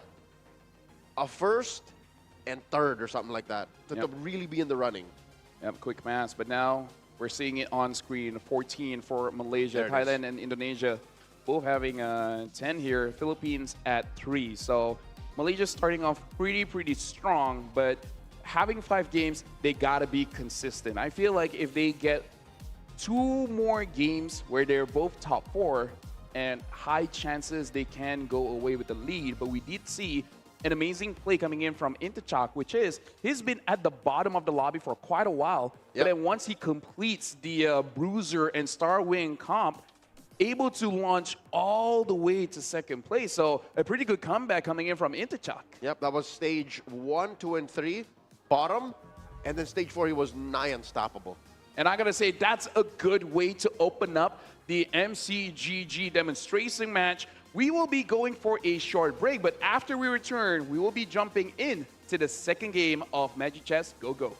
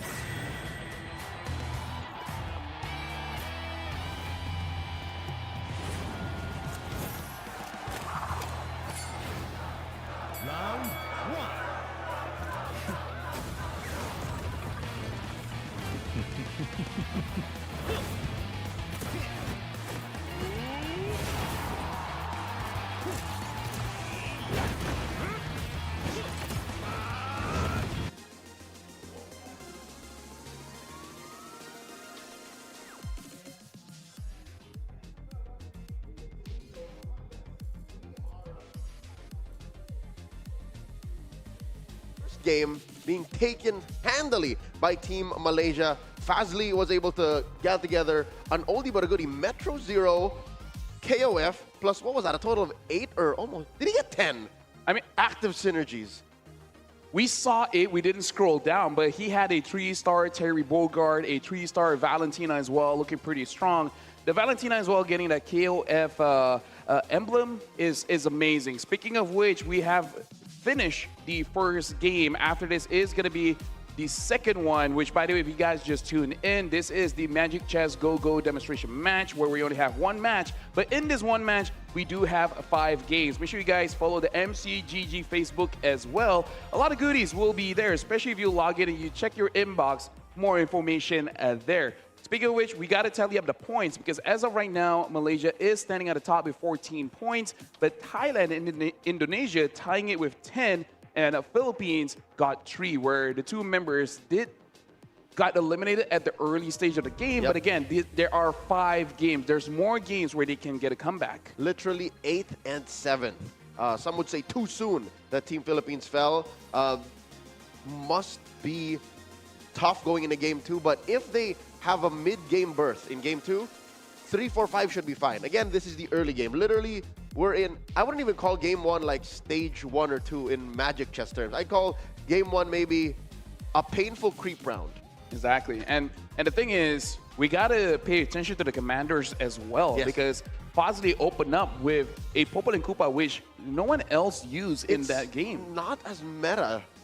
I don't hear people saying, "Oh, you gotta pick Popol, you gotta pick Couple." Because I really feel like it is an individual thing, because you got to set the traps and in a way, you got to set a trap in terms of how you use your formation, because we saw Fazli in that game quite a lot of times. He gets 4 costs, 3 costs, getting a lot of Arlets, selling it off, doesn't even care that I believe Budiono was getting a 3-star Arlet. He's like, yeah, I don't care. I'm going to get it. I'm going to sell it. And then I'm just going to get crazy econ in the game. That must have been key. So now the cat's out of the bag, are the other athletes in this demonstration capable of taking advantage of that? Can they use a Popol and Kupa the way Fazli did? Because already that's a check for him. He got 9 points off of the one time he's allowed to use Popol. Now he can dig deep. He can go play Lunox, Gushen, we saw some Chos in that last lobby. So who's to say? But one thing is proven, Econ is still king. Oh yeah, Econ is still king, because I believe the difference of a 4 cost and a 3 cost is honestly quite huge. I think 4 and 5 isn't that big of a difference. Of course, 3-star, major difference, but at a base of 2-star each, they're more or less, like you can play around it, right? But like you gotta heavily invest in the 4 cost, as we saw with Fazli having 3 stars on both Terry as well as Valentina, when everyone else was basically 1 star. Another 2-star that he had was the X-Borg. So basically 3 carries there with Metro Zero and able to clutch it out with a win. Some way, somehow, Fazli went tall and wide at the same time, which is, again, logically and rationally difficult to do. Now I believe the word on the grapevine. I've heard good things about Fazli, and here you see in execution, in practice, can he do it multiple times in a match like this? He wins at least 1 more, Malaysia is set. Yeah, I mean, like, here's the thing. He hasn't been hiding his training as well. He's been live streaming throughout the time that he's waiting for his flight, getting to Thailand here. So he's definitely been practicing. But speaking of which, we do have to talk about Intachak as well, because he finished off with 6 Bruiser and 6 Starwing, and that got him from basically almost exiting the game early all the way to the 2nd place. Yep. Now going into game number 2, we see the spread of commanders here. Folks, the little portraits might be similar again in layout, but it's because our players are shuffling around what they're allowed to play of their 5-game unique commander spread. We see a Cho, a Popol and Kupa in the hands of Intachak. Okay, following in the footsteps of the previous game's winner. Couple of Gushans, still Cho out there, 1-1 and Lunox. Yeah, so Ruiz is going for his Lunox. We'll see whether he's able to get a lot of blessings and get a pretty strong early game, or save it up, get to rank 7, so that when you do get it, there's a higher chance of you getting a 3 cost, and at that point, it's going to be pretty easy for you to stabilize. And it looks like for every commander, they are going to take their respective own go-go card. So Fazli already having a 21 gold, able to hold that interest, and that's a very early start of a 21 gold, which, by the way, he does have that soul vessel, so an amazing start for Fazli. Okay, it's a good start for Fazli, but I don't know how he's going to be addressing the fact that there's 3 other players in the lobby trying to go for soul vessels. Look, 2 Dijangs already in this matchup between Budiono and Intachak. Yeah, I believe that he will be cycling out later, especially we got to see what kind of emblems did he get. But either way, Soul Vessel is an amazing opener, having an additional unit on the board. And all the while, Budiono looks like he was able to avoid the trap. So good on him. Here we see Ruiz taking damage from Arif. This early on in the game, it looks like Team Philippines is yet to find their footing. But I believe this is one of those stages where you kind of want to lose just a little bit, right? You don't want to take too much damage, but if the early part of the game here, you can see Ruiz open for just a little bit. If he's able to get the first pick, and there's a crucial 4 cost, a Claude, a Granger, maybe even a Kadita, paired up with that Lunox, using the Lunox passive on that 4 cost, you're in business. Looking at Intachak's board here, out of Team Thailand, 2-star Kula, facing up against another 2-star Kula, but this Clint is wreaking havoc throughout the lineup. That's a win easy here for Ilarde. Yeah. Intachak so far in the early game, I don't think he's able to utilize the trap all that well, especially considering that there's a lot of range heroes that he's going up against. Not a lot of heavy frontline, like a fighter or a defender. Dauntless, even. Not an active synergy right now. We're about to play our last match round before chest opens. Fazli had to give a little bit to Arif there. They didn't get to talk about that matchup, which again brings us a interesting question, right? Like, how do they read the situation? How fast are they able to, like, adjust? Oh, we're about to fight each other. 0 dudes on the board. Speaking of which, right now it is going to be a lottery going up against Batistusta here. Speaking of which, there's a lot of 2-stars coming in from Ilarde, so pretty strong opening here, getting a 2-star Clint Sicilian as well as the Kula. So a lot of damage coming in, so Batistusta is going to receive some damage. But I believe the first 3 at the bottom is going to have a pretty big advantage going into this chess round. Yep, they suffer what Intachak had to go through by basically playing the first 2 stages from the bottom, which is fine. They got the best dibs out of the chests they opened. Yeah, I don't know if Ruiz wanted to win there.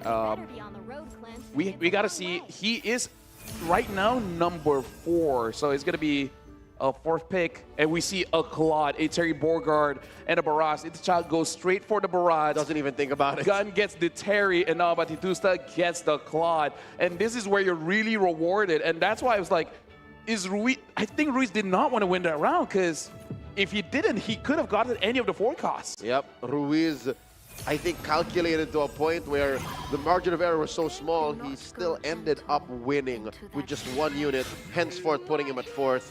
Blessing activated here. A lot of bruisers coming online. Is this a 4th Dragon? Oh, nope, not yet. Nope, Soul Vessel still not online here for Ilarde. I'm pretty sure he's looking for it, but he has to take care of his econ. He has 18 gold. He's going to sell up the Lolitas. And I wonder if he will sell more units here, trying to get into the 20 gold mark, going up against Arif here. It looks like he does have more units than Arif, though. Even if, yeah, they're at the same level. 5 and 5, the Dijang, I think makes the difference here. Oh, the solid front line from Arif is churning through Ilarde. 2v2. How's this Clint gonna get there?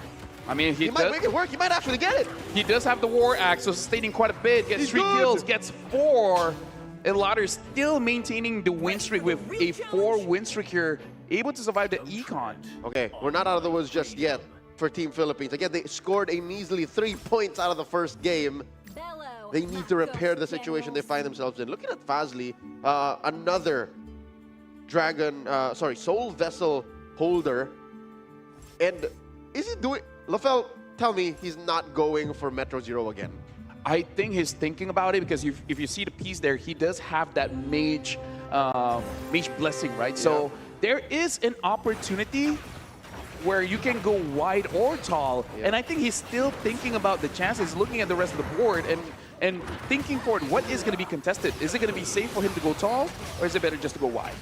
I mean, if he makes it all the way to late stage 3 or stage 4 entirely like he did in game 1, he can pivot there. Like, again, his economy now, I'd argue, might be better than when he was in game 1. He's playing a Gushin, so he can secure these synergies much easier.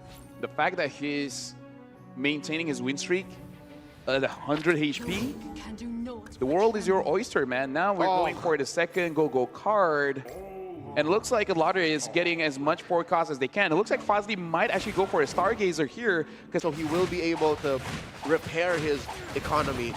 Intachak sitting at 40 gold after this pre-round breather. Where is he going with this? What's he building after the double? Well, on his way to 4 bruisers and then 2 Toy Mischief. We haven't really seen anyone commit to full Toy Mischief yet. Yeah. I don't know if I missed it, but I want to look at Adalah to see what forecast did he get from the reinforcement. And, well, we'll see whether he wants to play around it or he will sell it off pretty quickly. Because I feel like if he gets a pretty good one, it's pretty safe to play around any random forecast that you get from the reinforcement. We're watching Gun go up against Arif. Arif here. Carry. Dijang running right through that lineup on Gun. I think Arif is fine. Arif is good. Yeah, but we can start to see what Gun is aiming for here. Playing a lot of range with the Granger as well as the Xavier. Having the Atlas in standby, maybe thinking of switching up later on to play more Starwing. I believe that he probably needs just a little bit more beefy front line paired up with Terry. Terry is pretty good at stage 2, round 5. But still, it's something that you have to consider. Speaking of which, right now we're looking at Adalah here. There he is. He's playing with the option too. He has that Ixia already. He has the Guinevere as well. Shuffling around his blessings, so the next star up should grant him an extra synergy. But which one, right? He's still very liquid, very open with what he could get. Flexible for sure, going up against Budiono. Looks like it's going to be playing more range here, having a lot of mages and a lone Ixia. But the front line from Adalah is proving just to be a little bit too much. Double Barats. I believe triggered off the clone, runs right through Budiono. Puts him at about half of his starting health on 57. And Gun is able to win this out against Intachak. Again, looks like they didn't talk about it. yeah, either they don't talk about it or they're like, nah, fam. Yeah, like me. No, I think it's just as valid because you sacrificing your board and having enough space to fully retreat a whole lineup could be too high of a price, a barrier of entry for Thailand to suffer, what, 6, 8 health.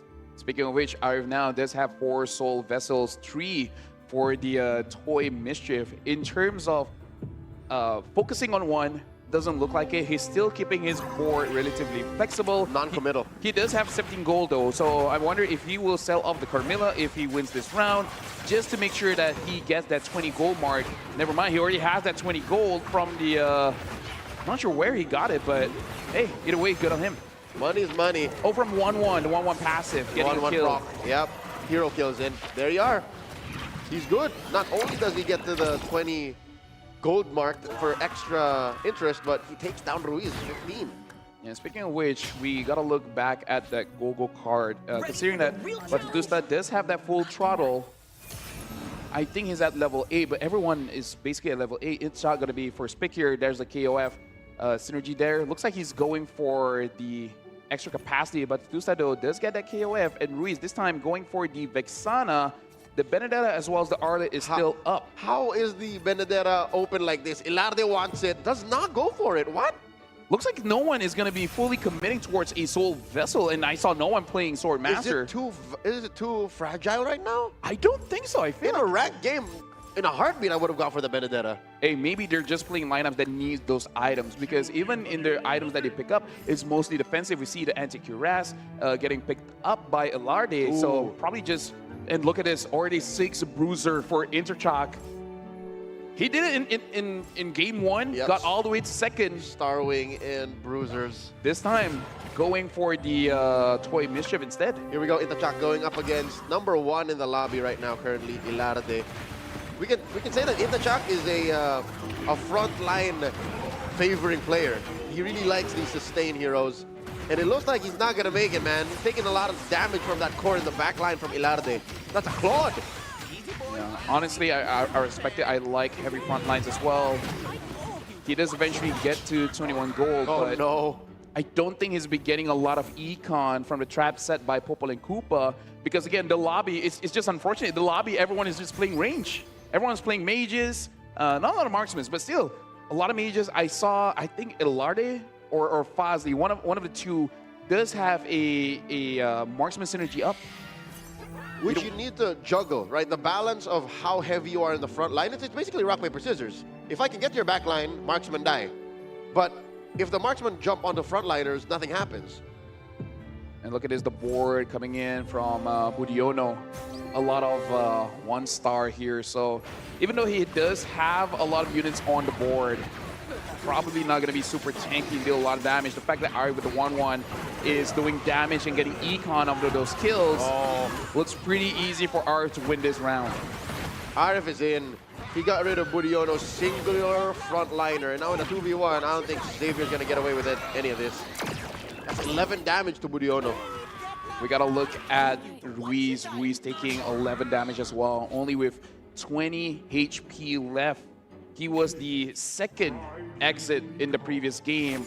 It looks like he is down bottom there alongside with Interchak, which finished second in first game. Lafel, Ruiz has how many more? 3 rounds to play through? Yeah, 3 rounds to play through to make being on the bottom worth it. So he has to survive. He has to win. Speaking of which, we're looking at a 5 cost here. Basically, everyone is up.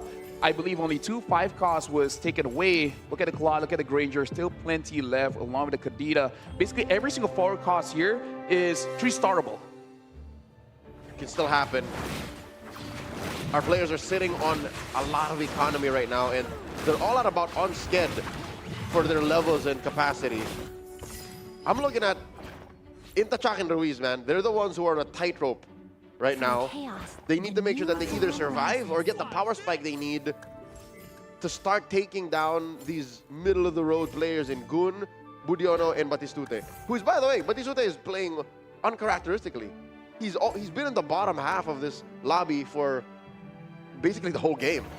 By the way, Leo, we got to look at here. Both Arif as well as, I believe it was Ruiz, both are playing Toy Mischief here. So they might be, you know, it's going to be difficult for either. They're drinking from the same well. Exactly. And water is not infinite. And at this point, I believe it's much better for Arif because he can just wait it out. Because once Ruiz gets taken down, all those Toy Mischiefs are coming back. Yep. Ruiz and Interchak sadly have to go against each other. Only one may stand. This is tough. Ilarde hits Arif with it. He has a lot of health to sacrifice though, but I'm looking tightly at that Ruiz-Interchak matchup. Oh my God, Interchak at 2. So this is legit the last round he can play. One more hit. Do or die, spend all your gold and hope that it's enough for you to sustain. He's doing his best here, almost hitting 6 Toy Mischief, but even that, Lafel, I'll tell you, I'm not so sure we'll do it. Looks like he was thinking about it and he opted just to upgrade at this point at full 10 slots here. Oh! Akai is there. Finds it! Gets 6. Is it enough though? This is a 1-star Akai. Still has that what you call it, utility? But not a tankiness, man. We'll see if this works. Slaps on Revitalize. So as long as he gets to ult once, that should be enough disruption. Comes into the front line here of Arif. Arif running through him. There goes the heavy spin. The damage coming through, running right through that lineup. I think Interchak might live. He actually did it with both Yuri Yagami as well as Akai being the 5 cost that he has. He has done that. Think about he's able to survive here, and looks like at stage 3, round 5, no one is eliminated just yet, Leo. So Intachak took a big bite of Arif there. yeah, Arif was like, okay, I was hoping he would die so I can get those units. Now it's gonna be tough for Arif as well. Not on my watch. That clutch buy and sell sequence into that Akai, that was a moment. That was a highlight. How often does that happen? And now he gets the Cho as well as that guy with no gold left. He cannot spin, but he's just 1 unit away each from getting that 2-star 5 cost. Oh. And at that point, you don't care. Akai, Cho, you'll get it. Is this right? The 2 players at the bottom of our lobby are playing with the same synergy. They're stealing and they're drinking from the same well. At this point, maybe they're thinking they're too far in. They're holding onto each other, man. Like the moment someone sells it, you're basically giving a 3-star away. It's king making, but from the bottom. So look at this, Intachak. Oh no! Quite a lot of damage from Batitusta. It looks like Intachak might be the first to exit here. The death animation coming in from Batitusta eliminates 1 player on the board. Gun, the only Thai player left in game number 2. Ruiz now has a smorgasbord of toy mischief heroes to play with. Budiono gets the capacity, same with Ruiz. Batitusta gets the Defender emblem gun, getting the Bruiser, and I really feel like it's worth it for both because those emblems can really help them out in the late game. Okay, now it's down to 2 toy mischief players in this lobby. Ruiz and Arif. Ooh, so they're stealing from each other. I love how Arif just went for the Akai. It's like, oop. Look at how many has been upgraded here because Arif just got a bunch of 2-star, but Alarde getting that Iritel having the Purify, the Golden Staff, and the War Axe. I gotta say, Alarde's board right now looks very scary. And now we're looking at Fazli playing Mage Stargazer along with Beyond the Cloud. 66 stacks on the Beyond the Cloud. Yep, and that's a carry Valentina. When we last checked in on the player who was playing Beyond the Clouds, that was Batistuta from game 1, he had less than 60. And that was the ultra late game. That was late stage 4. Yep. And we still have 7 players this late into the game. He had 55, if I believe correctly. And look at the damage coming in from Alarde. And ends up taking down Budiono. That's the 2nd exit here. So it looks like Intachak and Budiono is not going to be playing anymore for game 2. Down goes another player. We're left to 6. Number 1 still is Fazli. Following closely is Ilarde. Ruiz able to stay alive. So you're still looking at 2 toy mischief players, Arif being the other. Ruiz is, he's sticking to his guns, like he's not really changing anything. And you can see that most of the players here at stage 4, round 2, completing their carries to 2 stars. No 3-star just yet. We're looking at the board of gun here, having the Granger at 2 stars, same as Terry. Probably looking for the Yuri Yagami. Yeah, it's another 8 synergy Metro Zero. At least 8. Yep. Right, we scroll down, it might be 10. Speaking of which, Gun having 6 Glory League and Metro Zero. Yep. This should be the height of the strength, but oh my goodness, taking a lot of damage.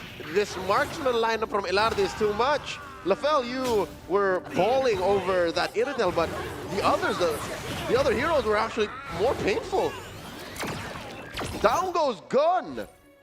Amazingly enough, do you want to call this consistency being at the same placement as the previous game? That's right, he ended at 6-2. So now we're at the creep round here at stage 4, round 3. At this point, you're basically locked in the synergy that you're at. We're looking at the 5 costs here. Only 3 left for Akai, 4 for Yuri Yagami. So it looks like we're not going to be seeing a 3-star. But look at that Granger with that loss. All the Grangers are free. 14 for 14 are in the pool. No one's playing Granger right now, which is, again, odd to say, but he just does not fit in He's a Swift Blade Glory League. Neither we see a heavy focus on in the remaining players looking for that synergies. Yep. Especially considering the fact that he's kind of a sitting duck. If your front line can't really front line, right? Yep. At least when Which is weird because it demands a front line. Exactly. As a quad, you're kind of self-sufficient. So this is where we see a difference of the forecast here. Speaking of which, Batusta with 6 Star Wing, 4 KOF, and with the emblem, able to push the defender up to 3. Probably hoping for one more level coming up to complete the defender to make sure that your front line is as sturdy as it can be. Ruiz holding on for dear life. If he can win against his, oh my God, teammates mirror, he should be fine. Yeah. He's hoping to be able to do enough, and looks like he is going to be able to do enough against the mirror of Elarde, which is good for both, funny enough. Yep. Ilarde's not going to take any damage. Ruiz will continue, and Ari falls. The toy mischief pool opens up for Ruiz here, who survives. Only 4 left. Arif ends at 5th. Yep, previously ending at 4th, so a bit of consistency here as well. Elarde is looking pretty scary. Metro 06 Marksman, 2 Dauntless, 2 Stargazers, and then even having a 2 Glory League here, looking at the Claude. Basically, this is his best in slot, having the Demon Hunter alongside with the Golden Staff. Probably you want some kind of healing item or maybe a Winter Crown, but hey. He has the anti-healing item. Exactly, so take your pick. Speaking of which, in terms of sustain, look at the items all across the board.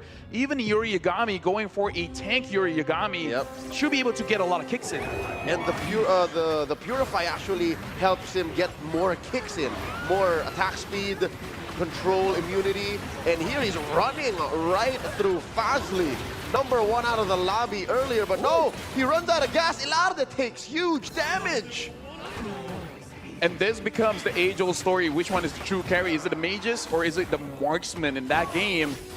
Fazli with that Kadita. The Kadita was able to outplay. Speaking of which, Akai looking pretty strong here with 4 kills. Ruiz survives the top 4. Batistuta and Ruiz can only take 1 more loss. And that round is coming up now. Can they make it through to stage 5? A chest opens up. Look at this. Batistuta is doing an insane rotation. He sells off the 2-star on the Saber as well as K. He's looking for a 3-star here. He's even selling off the Arlet. Oh, he just wants that bare Arlet. No, he wants to get the Freya, which is one way. He does not have to go. He's selling Yuri Yagami. He's spending everything. And he gets it. 3-star Freya. A KOF 3-star Freya. He made the call. We got to see if it's worth it. It's him and Fazli. He cannot lose against Fazli. He loses against Fazli. All that he did would be for naught. And it's working out. Dude, Freya is insane. And this is a KOF Freya. But look at that. Godlike for the Valentina. Fazli was able to minimize the damage, but look at that. Still, the Freya took a lot, but it was worth it, man. That rotation was insane. Ruiz and Batistuta is going to be for Spig. Ruiz gets the KOF. Batistuta wants more slots here. Elarde gets that Oracle, and Fazli ends up with a defensive item here in the Anti-Cuirass. All right, we were too preoccupied with the Batistuta versus Fazli matchup, which was, again, such a feel-good moment because that shuffle, you know, the buy and sell paid off. While Team Philippines, they got a little cheeky. You know what happened? What? It was a 0-0. They were able to survive because Ilarde won, Ruiz stayed at 5. Okay, I did not notice that, but yeah, good call coming in from Leo for catching that. Right? Because that's the only way that could have made sense. Something that you can take note. Looks like if you're playing rank, going for a bruiser is going to be relatively safe. What happened? I guess the lobby caught up. I think Ilarde did, in effect, eliminate Ruiz. Oh, wait, yeah. Okay, so that puts Ruiz at a top 4 finish. Hey, still, this is a pretty good comeback, considering both ended up losing first. Ilarde, 1 HP left. Both Batistuta as well as Fazli, 1 and 2. Can Fazli get a back-to-back first placement? Oh my lord, we did say that the Ooh, three-star. Tushan is more economically superior, it's just more reliable than the Popol, and here he's playing with it, and he's just one more win away. In effect, I think Batistuta and Ilarde can fall here if Fazli wins. Fazli is looking for a 3-star Valentina. Ilarde already has a 3-star Hanabi. So between the strength here, I feel like this time Ilarde has it. I feel like he should be able to survive. But we do have to note, it is 99 stacks on Beyond the Clouds, and it's 3 Beyond the Clouds here for Fazli. Mad carries shuffling around that Kadira and the Edith, going up against Batistuta's mirror. It's between Batistuta and Ilarde. One of them is going to fall. Fazli secured at least top 2. Oh, but look at Batistuta's Freya, super scary, hard carrying Saber, able to get the Valentina. But look at the Edith, as well as the Valen. But Batistuta's too strong, dealing 20 damage onto Fazli. Batistuta gets eliminated though. Ilarde, 1 HP left, but that 3-star Hanabi, man, is no joke. LaFell, talk about consistency. Just like Gun, Batistuta ends as well in top 3. Still going into game 2. We got 2 players left. Fazli of Team Malaysia and Ilarde of Team Philippines. So this is going to be pretty crucial here because look at Ilarde. 3-star Claude. 3-star Hanabi. This, unless you eliminate them quick, I don't see how Fazli can take down Ilarde. Ilarde could have a pretty big comeback from a number 8 finish, potentially getting number 1 in game 2. That's right. And given that we are in stage 5, round 4, This that's is it. the last one. Doesn't matter. This is the final game. One more deployment, and what is Fazli looking for, sir? Oh, he gets it, but he needs to sell someone. He does not have the gold. He doesn't. It's not gonna work. Will he sell off right, there it someone? He gets it there. He sold off the Alucard. Okay, 3-star carry Valentina. Is it going to be enough? What is Ilarde's play? Did he shuffle around? Did he change anything? I don't think so. He has all the 3 stars that he needs. He's clean. He was stealing away the Valentinas. Oh, but it's not enough. So this is going to be the final round here, folks, between Fazli and Ilarde. Ilarde's doing it. There's a lot of damage coming on the Valentino, no! Clutches it out. Fazli wins back-to-back number 1 placements. Team Malaysia on top of the world right now, 18 points off of Fazli alone. But quite the recovery for Team Philippines as well. Ilarde couldn't believe what happened. Amazing work. Let me just say, Leo, I keep seeing Valentina getting nerfed and nerfed again, and in my head it's like, does she deserve it? After the games that Fazli has shown, it's like, yeah, good idea. She does. And you can see how well aware Ilarde is of what's going on. He was holding on to the Valentinas to stop Fazli from getting to it, but still Fazli had a way out. Fazli had an answer. Look at what we ended with. That Valentina was the end of Ilarde. Could have gone either way, truth be told, but Glowing Wand, Winter Crown, plus War Axe. And the Stargazer as well. This is Stargazer. It's just... I mean, like... Did he get rid of the... Yes, he did. He got rid of the Beyond the Clouds. Yeah. He threw that away. I mean, this is an amazing performance for Valentina, considering she's the only 3-star forecast going up against Claude and Hanabi. But this is a true sign of a hyper carry, putting the Stargazer emblem onto her, putting the Beyond the Clouds, 99 full stacks, 3 Beyond the Clouds onto her as well. And the mirror device definitely did help. But Fazli, man, like we got to shout out a few players here. Batistuta back-to-back 3rd place. Gun, not the placement that you want, but still back-to-back as well. And shout outs to Ilarde, went from number 8 all the way to number 2, almost making it to number 1. This is the total points though. 27 for Malaysia, 18 Indonesia, Philippines at 15, and Thailand, unfortunately, from the 2nd spot all the way to 4th. So it's a tight race between Team Philippines and Team Thailand for that bronze place finish. Team Malaysia, though, a full 9 points away from Indonesia. Yeah, but look at Philippines, went from number 4 all the way to number 3, all because Ilarde was able to sustain up until the 2nd spot, and Ruiz able to get all the way to top 4. And at this point, it's going to be pretty scary because Fazli already used 2 commanders. One more meta, one lesser. So what's next? A Lancelot? Or Lunox. Or Lunox? Yep. Guinevere, maybe even. There's a lot of options left for... Hasn't used the Cho. For Fazli. Still in the options left. Fazli really playing well the unique commander pool, really playing well with what he ends up with, even in the clutch moments of like shuffling and finding the Valentina to close off the game to confirm the win against the heavy marksman. What was that? The triple core setup too from Ilarde. And Metro Zero. And Metro Zero. Like, imagine you telling everyone that you lost. By the way, follow us in MCGG Facebook. We would appreciate it. Imagine you telling someone this. I got Metro Zero, at least 8. Sure. I got 6 marksmen, 3-star Claude, 3-star Harabi. How do you lose that one, man? By playing against a 3-star Valentina.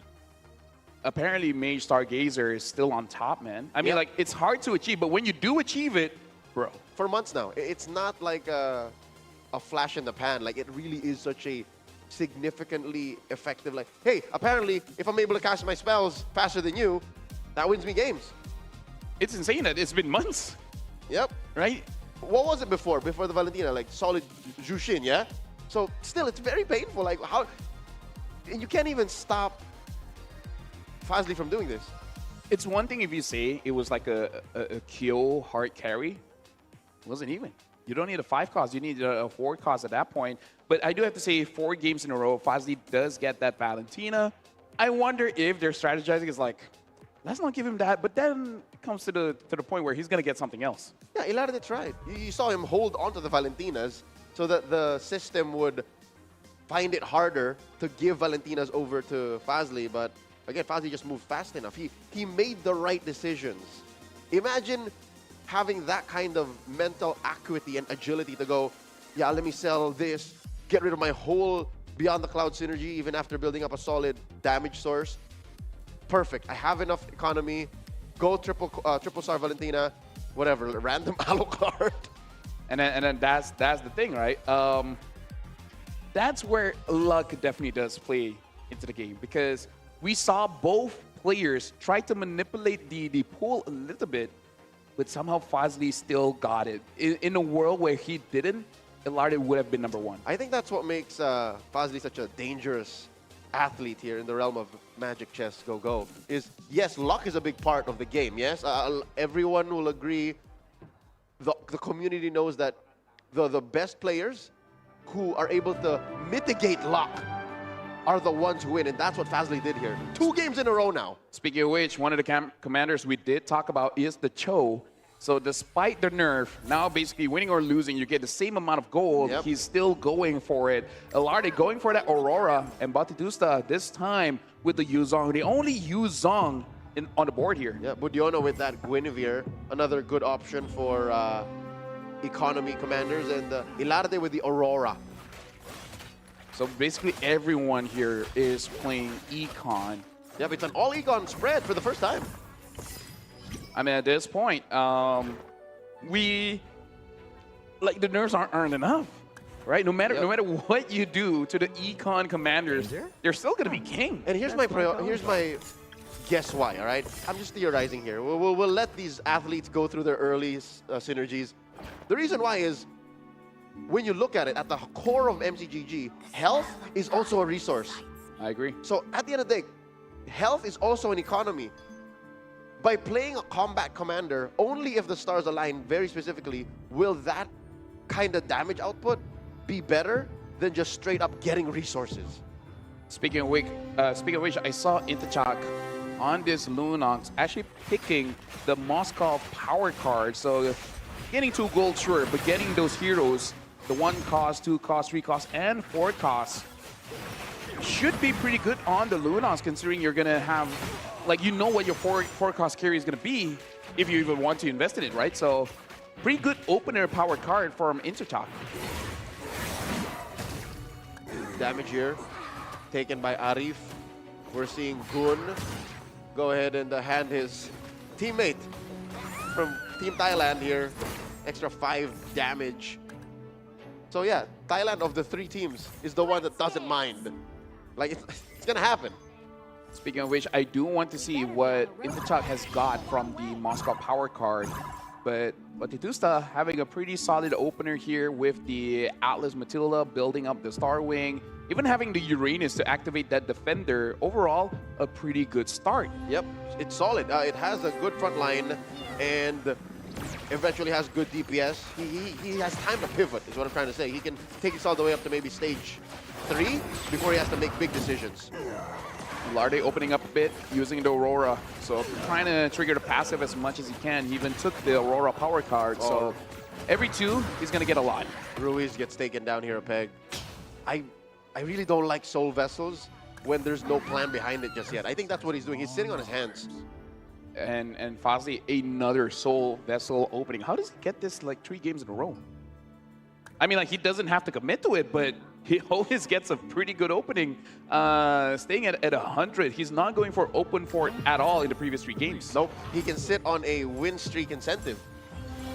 Let's see now how Budiono goes up against Ilarde. Oh, interestingly enough, Ilarde is going for an open fort too. He's accepted his fate. Yeah, and I feel like it's completely acceptable as an Aurora. Just don't spend, you know, let your heroes be there for a while. Level up, maybe up to level 7, and at that point, then you start to equalize. Yep, you gotta not panic because it's counterintuitive to play the game, right? To keep losing and to not buy anything. It's a game about winning and buying things. Yeah. You know what I mean? You want to lose first, you can win later. Speaking of which, there is a Granger and a Valentine on the board, but Ilarde, I don't know if that was intentional. He skips it. Goes for the anti-heal. The Valentine instead goes to Gun. Ruiz locks in that Granger. We did talk about how Granger is a weird hero choice in the current metagame. What's Budiono going for? Okay, the BFB. Well, Gun does get that early Valentina, so Fazli's probably looking at Gun and she's like, hey. I like that. Hey, that's for me. That's mine. Hey, a bit unfair. But either ways, yeah, pretty interesting choice, Ilarde. I want to see the, what does he go for that he opted for that heal? Because is everyone playing Weapon Master? I don't think so. Maybe that's going towards his late game plan. True, Yeah. true. So, DPS, so you want to counter regen. We're watching Budiono going up against Ruiz right now. And already, Ruiz has pivoted. I'm glad he did because you can't sit on your hands and play Soul Vessels with nothing to go for. He will still lose though. Budiono takes this. But I think he has a pretty solid opening here because I saw the Granger as well as the Claude. So if he already has at least 2 Glory League, he has quite the comp that he can play around. It's a work in progress, but we have yet to see the results come through. Budiono, Fazli on top of the lobby right now. No damage taken just yet. Batistuta sitting on a streak too. He's sitting on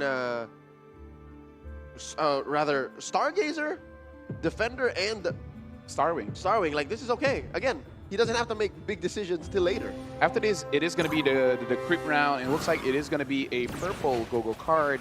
And Ilarde is already at level 7.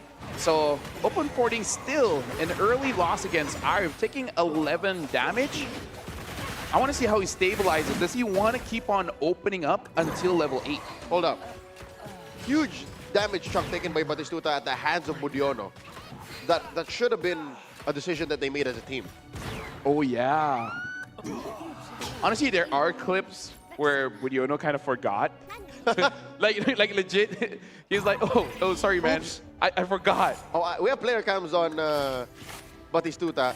It seems like he's okay with it. Yeah. It seems like it was according to plan. On that clip, he said the same thing. Okay, so maybe Batistuta's just a nice guy. Gak apa-apa sih, it's okay. It's okay. Gunchana, it's okay. Gunchana, it's okay. Speaking of which, now we're seeing Batistuta here. This is the advantage of going for the Yuzong, already getting an orange card here. Sitting on scavengers too. Yeah. Free economy.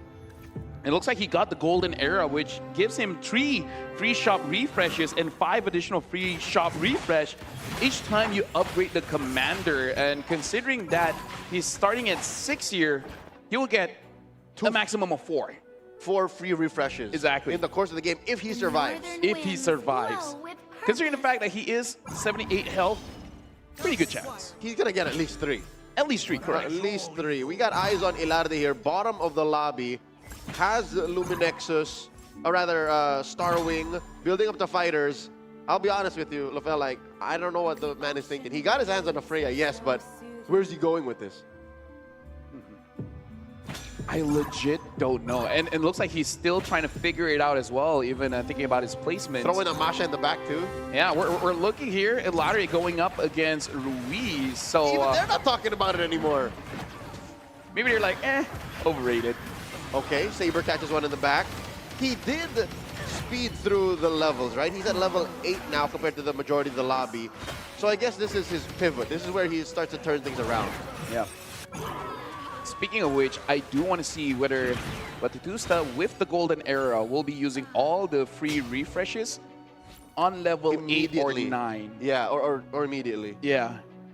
Because even in my head, I really don't know. 8 makes sense to get the 4 cost, but at 9, you still have a pretty good chance to get the 4 cost, but... Better 5s. Better 5s, exactly. So we're going to see he is at level 7. Still, you take a bit of damage, though. Budiono about to go ahead and hit that 6 synergy KOF, but I tell you now, it's not worth it. Sure, it is the KOF season, but going for 6, committing that hard, might not get the payoff you need. Yeah. Unless you have the items for your core. Yep. Either a kill or a Yoriyagami. Looks like Fazli, as well as Budiono, one of them is going to get taken down, both at 100 HP. Who's going to keep the win streak? Only one of them walks away from this round with no damage taken.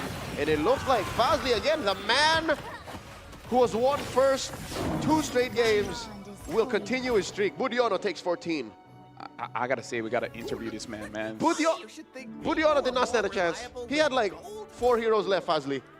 Fazli is so far playing Soul Vessel Glory League and basically placing his Granger untouchable. The front line is a little bit too heavy for Fazli. Well, too heavy for everyone else to deal with. Fazli, at this point, if he places in the top 3 in game 3, he's one of those athletes who were just born to play this game. Yeah. Which is... he should be studied. He should be studied. Easier for me to study him, right? But so far, Budiono now going up against Arif, the other Malaysian representative. Looks like gonna claw back a little bit of a revenge, dealing damage onto Arif. Speaking of which, we're looking at Gun taking damage from Intachak. They're taking each other out. Okay. Indonesia and Malaysia have their own beef right now. Yeah. All the while, Thailand and the Philippines are just trying to survive. Well, we are going into the chess round here. Gun first pick. Say Alari second. Taking the capacity. Alari, does he want to get a Kai? No, he goes for the KOF. Now that's huge. Now he has to commit. He has to commit. It's a telegraph. You have to commit. The question is, which 4 costs is he going to put it on? Who's the boss? We saw a Valentina with the KOF. We've seen the Kadita with the KOF. We'll see who will he put it on. Okay, so this is Elarde. He's still considering where to put it. Does not trigger the KOF synergy just yet. It's on the Freya. Oh, now that's scary. If the Freya gets on to 3. We saw previously, but Tusta tried it out, almost won it out. Almost. Probably needs one more backline carry and should be good. Yep. You had a frontline threat and a backline threat. You're fine. Eyes on Fazli right now. He already took damage, so, you know, gods do bleed. Going up against Ruiz right now. What's Ruiz rocking? Looks like a mix, but probably heavier on the Starwing, considering he does have that Harley. Oh, Xborg doing work. Ruiz makes the god bleed again. Fazli takes 12. Actually, now looking at it, I think Ruiz is going for Metro Zero. Yep. He's going for widespread. Yeah, built on that Ixia and the Xborg. Ooh, it's an early Xborg, sir. Yeah, speaking of which, Budiono just dealt damage onto Gun. We're at stage 3, round 2 here, folks. No one has been taken out just yet. But now everyone is at level 8. But look at Gun. Gun is level 9. Got to make sure you utilize that well, because no matter how many heroes you put, if they're under-leveled, you're going to suffer. Yep. So again, Gun right now, it makes sense that he's at 9. He needs to survive. He can only take one more hit. After that, next hit will be lethal. And this is just stage 3. Larde as well at 9, but Batistusta going up against Intachak here. Notable that Batistusta does not have any, well, only has 1 2-star, but that's on the Atlas. Pretty sure not going to be able to carry it out here going up against Intachak. Batistuta taking 14 here, down to 27. I'm not used to seeing Batistuta this low with still 8 players left in the lobby. Just watch, he's going to somehow make a comeback. Dijang now gets taken down. Gun moving through, keeping himself alive, takes Fazli down to 72. Fazli's been losing back-to-back, man. Yeah, and now Budiono is at the top here, so now everyone is gonna get their go-go cards. Budiono goes for that reinforcement again. Fazli wants more re-rolls. Larde focusing more on the synergy, and Batistusta looks like he's gonna play more on the mage, because if I'm not mistaken, he's just getting the items here. Yep. Fazli now keeping his Dijang at a level 1, so he's pivoting. This is the point of the game where he's saying, yeah, I'm gonna slowly let go of my soul vessels. It's not working out. Yeah, Stage 3 is where it happens. So looks like Batistusta did get the box of holy objects and an enchanted talisman, glowing wand, ice queen wand, as well as some gold. And looking at his lineup, I don't really see a lot of magic damage here. So I don't know whether it's going to be worth it, because he has to pivot. He has to go for something like a Valentina Kadita. If he can find it, but you're also committing hard into a Freya. Mission underway. And look, he commits into that Saber too. So it's a long-term conversion. With 27 health, we're going to see if he's going to make it That's here. what I'm worried about. That's why, as I said it, long-term conversion. You don't have long-term, sir. You can only take 2 hits. Gun now, 6 Stargazer, 4 Mages, 4 KOF, 10 slots. This is the best of the best that Gun has right now, just opting to start up your units. Can Gun survive? Gun is holding on. He can manage 1 more hit. Intachak here at 7 Starwing. Comes in through the back. The Saber finds that Ranger. He's still going ham. This Golden Staff is helping him cast more spells. I think Intachak's got this. Looking pretty strong here. The Freya basically 1v3, 1v4, sustaining crazily, all the while Harley does the damage as well as the Saber. Looks like Budiono is going to keep on that win streak, take it down Ruiz. No one is eliminated just yet, but we do have to say Gun is probably at the last put here. Oh no, Batistusta is at the last put. Yeah, we did not check in with Batistuta, who again we said he has no long term. He literally is on a clock. It looks like Budiono is going to go up against Batistusta because he's open port at this point. Oh. So it's the 11th hour. Budiono's reserve is compromised. At this point, Batistuta is like, I forgave you the last time, but now I cannot. Not now. I don't have it in my heart. I can't have you eliminating me. It's the 11th hour, sir. I am Cinderella. I am running on gas, on fumes. But look at this, Batistuta. All 1 cost. Hold up. Wait. This is elimination. What's happening? Wait. Okay, the animation played. But no HP has been sacrificed. Is this the same situation as Ruiz and Ilarde earlier? We'll see. Because time will elapse, but Ruiz here takes damage. Ilarde wins, so Team Philippines able to stay with their heads above water. Different story for Team Thailand. So far, I got to say, Gun, the investment has been working out here. And yeah, look at that. It worked out. They got away with it. He still survived, but only 35 gold. Is it going to be enough for you to roll to actually get the units that you need? Again, he's still going for that pivot, right? And he's just buying things up. You know what, Lavelle, I don't think he's going to go for the pivot anymore. He's on survival mode. He needs a 2-star K. And he gets it, so he has a chance. Because that enchanted talisman alongside with the Ice Queen's wand, but looks like the main carry is still going to be Terry Bogard. I don't know whether, yeah. It's a fighter tank hybrid. 6 KOF as well as 6 Swift Blades. It's going to be a fast round, win or lose. Fazli. Oh, I think Fazli's got this. Hold on, Fazli's cut right through. Batistuta holding on. Terry's got to survive, man. Terry's got a 1v4 this one. Looks like he's not going to be able to do it. And Fazli is able to win it now, but the Tusta is going to be the first eliminated here. That is 1 point confirmed for Team Indonesia, which is, again, folks, it might sound like a good thing, but it's not. So it looks like That'll cost him. Arif has got the capacity gun, takes the defender emblem. Alarde takes the capacity as well, and T'Chak opting for a magic item. Fazli getting the bruiser.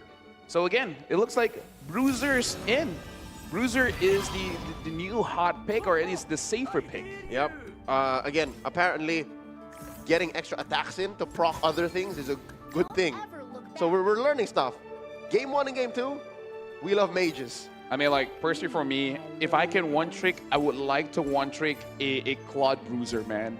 Getting a Bruiser emblem. Just extra pop, pop, pop, pop, pop. Dude, he hard carries even at 2 stars. But now as we're looking on for Arif, 6 mages, 6 stargazers. Basically at this point, it's a late game birth on the BTC. So if Fazli has taught us anything, a 4-star Valentina is gonna do it. It's a thing of beauty. Here we see a matchup between Gun and Ilarde. And it looks like Ilarde is giving him hell. Ooh. Ilarde gets him down. Gun down to 9. T'Chak falls. Not a good round for Team Thailand. Did you see the Granger one-shot the Valen? Pah! Despite the Valen having a brute force? Okay, you know what? Is that a 7th place finish for T'Chak? Yes, that's correct. That's the one. The Freya is at 7 now. One more Freya, and there you go. It's free as well. The Gwen really helping out here for Budiono. If he's able to get 2 more Weapon Masters, man. 2 Weapon Masters, 6 Weapon Masters, 6 Star Wing on a 3-star Freya.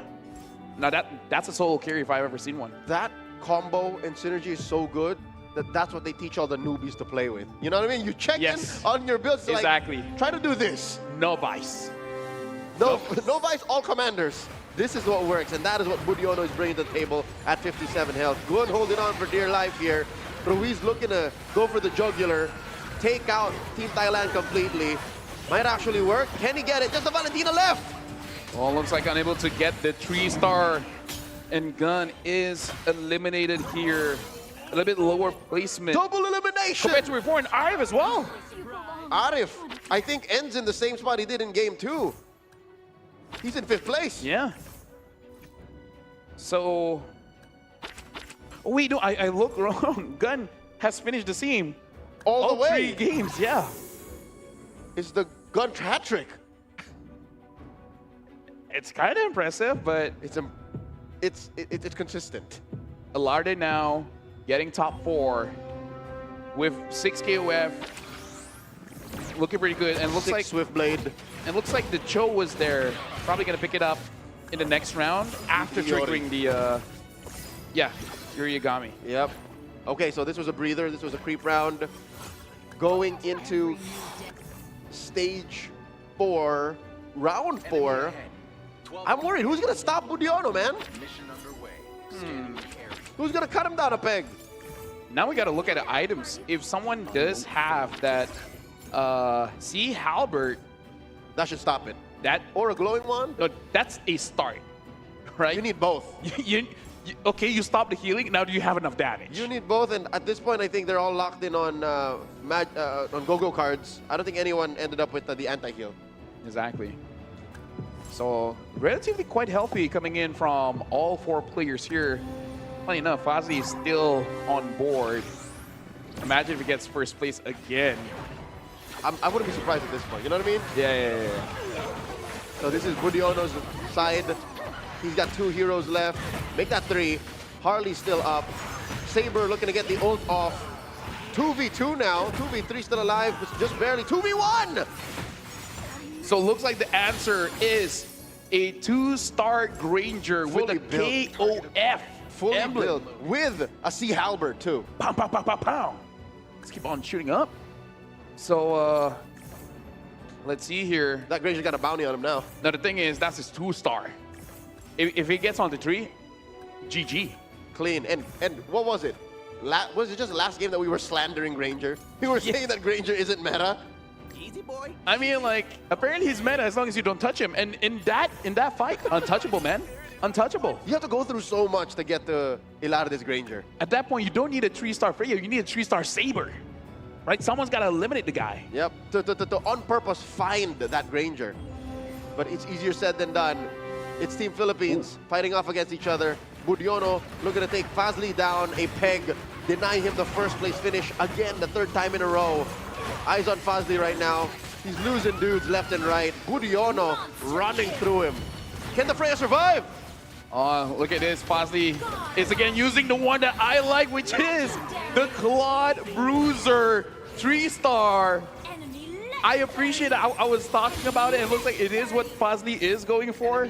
Makes me feel a bit validated. It works. It's real. It's strong. It's real. Strong, man. Apparently, extra hits from an already high DPS hero with a good attack speed wins games. And now it looks like if I learned anything for this one, emblems wins games, man. Yep. That's the real thing you want to aim for. Yep. Items have a cap, but by cheating synergies onto heroes, apparently just breaks the game. Or makes you play the game to a different level than what's supposed to. So apparently, 2 synergy is not enough for a single hero. Give him 3. Oh, now you see the true potential. Yep. And you're not Ruby. Yeah. Or Ixia. By the way, Larde did get a 3-star K here. We'll see whether the K is going to be enough. Good magic burst. Coming through the Granger, building up some stacks. Put a Revitalize on him for extra sustainability. And Fazli gonna take a good amount of damage here. Eliminated. Sit down, sir. Fazli will not finish in first in game 3. Instead, goes and ends at 3rd. Yep. So there you go.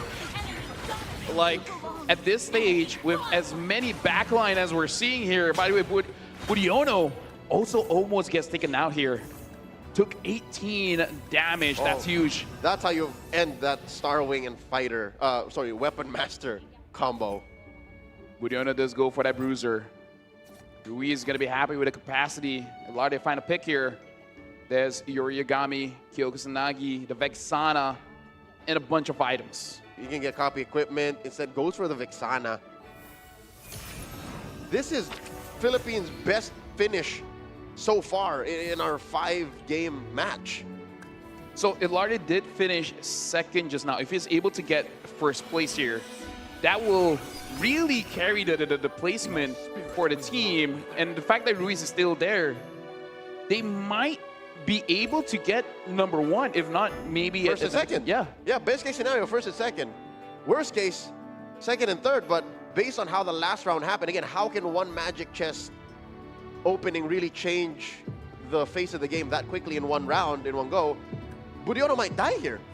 This might be his final round. So now we're starting up here. Look at that huge Granger, man.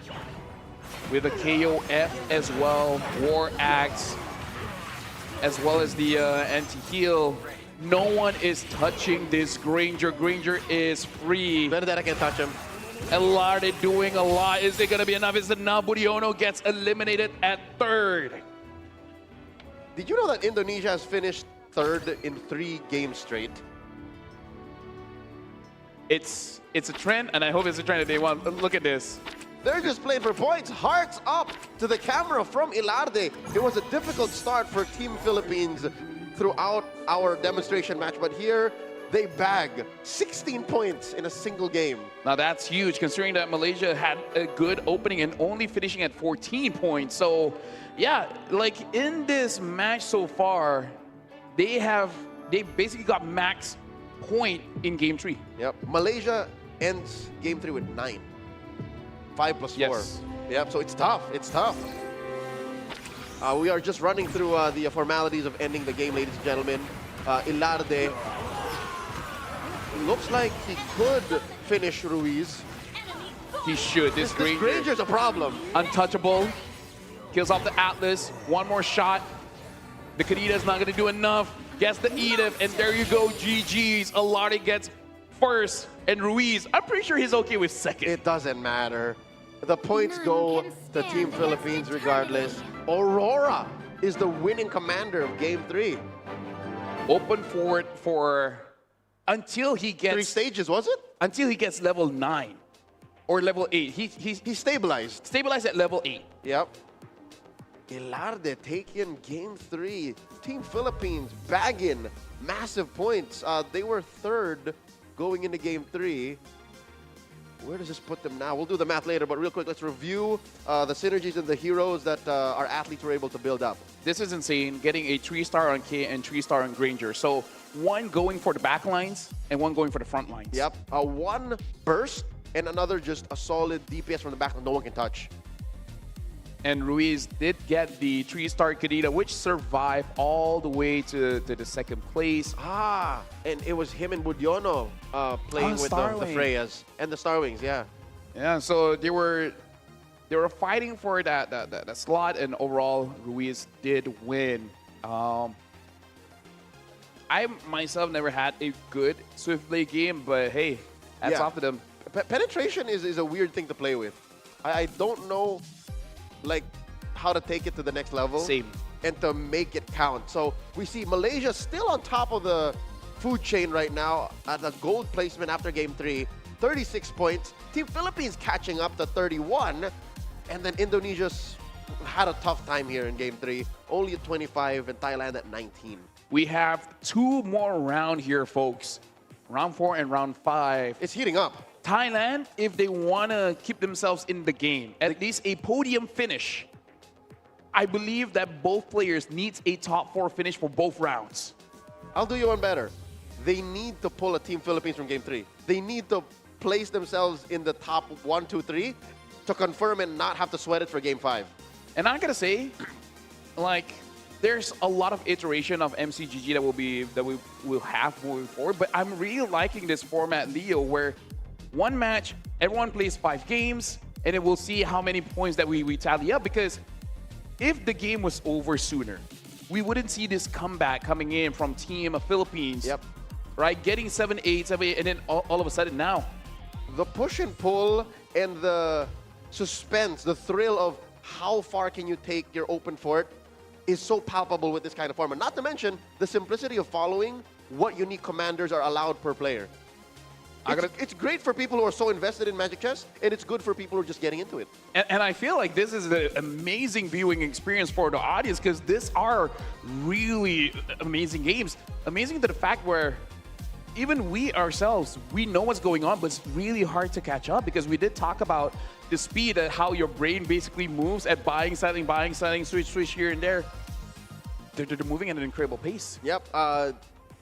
Not to mention how you read your opponent's line of play and their course of action of buying and selling as well, their positioning. Again, this is the best of the best, the cream of the crop when it comes to MCGG athletes putting on a clinic, a show for this demonstration here at the 33rd SEA Games in Thailand. I am blessed, sir. I'm learning so much. You know how when we are able to call good MLBB matches, like in the World Championships, in the Mid-Season Cup, you come home, you go back to your hotel, you come back home, and you're like, I want to play more.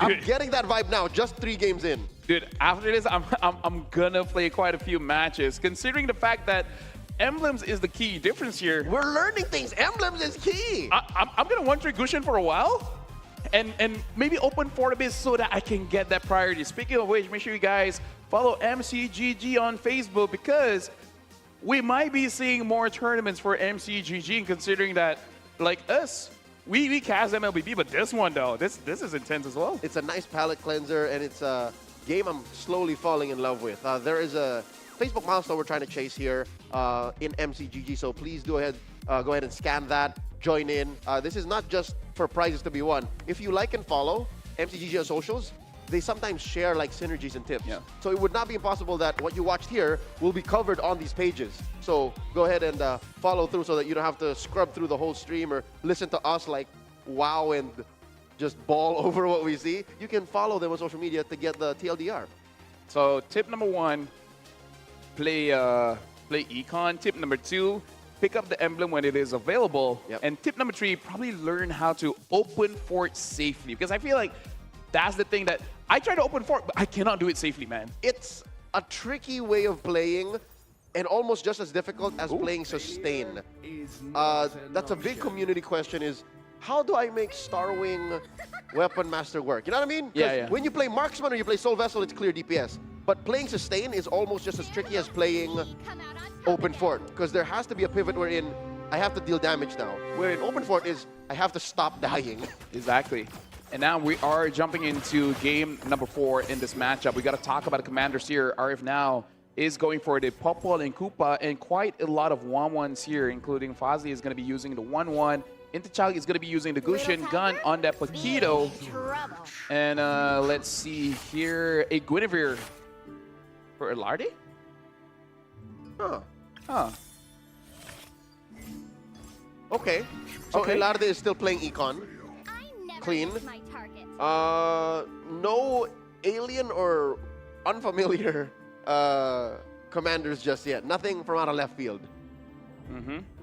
I'm not complaining, folks. Again, this just shows that MCGG has a set meta for now. There's a path to follow. Early openers, synergies. This is a good start. Lafel, this one's after a heart of your own. Budiono with Defender and Toy Mischief. Yep. Honestly, it is a pretty good opener, but I basically use it only with Karina because I like the early pop. the Shadow Blades with it, making sure that I do have a pretty good finisher. early game. Yeah, exactly. It makes up for the lack of damage. Exactly. So they have damage-ish, but they don't have a finisher. So Karina really does help out. Yeah, because that could be the difference. The finish on the Shadow Blades could be the difference between just winning and not losing. By the way, we do have to say this. I think Budiono just used the gloves pretty early on to get a 2-star on the Minotaur. Yep. So that is a pretty interesting strat, trying to make sure that you survive. But, I mean, he didn't lose a lot of HP, but he still lost some HP. Yeah. I think best case scenario, what he was going for was to not lose at all, right? To keep up a small streak early on. We got eyes on Batistuta right now, who, again, had it hard. Game 3, he was the first to drop, so I'm pretty sure there's a chip on the shoulder of our good friend KB right now. He is losing ground to the hands of Fazli, who again, for the first time in our match, did not finish first. And that's damage over to Batistuta right now. There's no way Dijang wins this. Yeah.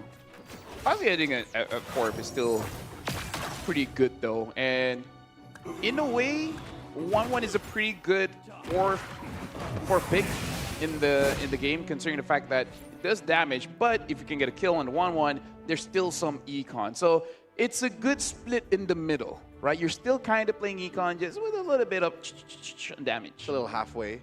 Yeah. It's a hybrid kind of commander. Eyes on Ruiz right now, who finished second in our recent game. This man is swimming in synergies. Lafel, look at this. Mage, Beyond the Clouds. Stargazer, Beyond the Clouds. He's going to start stacking up. And Toy Mischief. That's a very early Beyond the Clouds, by the way. So in the early to mid, maybe you won't see much. But by the time he gets 60, 70 stacks on that Beyond the Cloud, you're cooking. And at that point, you should be at least level 8. Yep. So you have your main carry. But if there is something that we learned about Beyond the Clouds and playing it well into the late game, I don't think Ruiz is expecting to keep it. True. Yep. True. You know what I mean? Like when you do get past level 8, level 9, stage 4 onwards, if you get maximum benefits from the damage it provides, you're willing to just shuffle around and change up, like pivot into the late game. You know the annoying thing about Beyond the Clouds? I'll talk about it just a little bit later, but now we're jumping into the chess phase.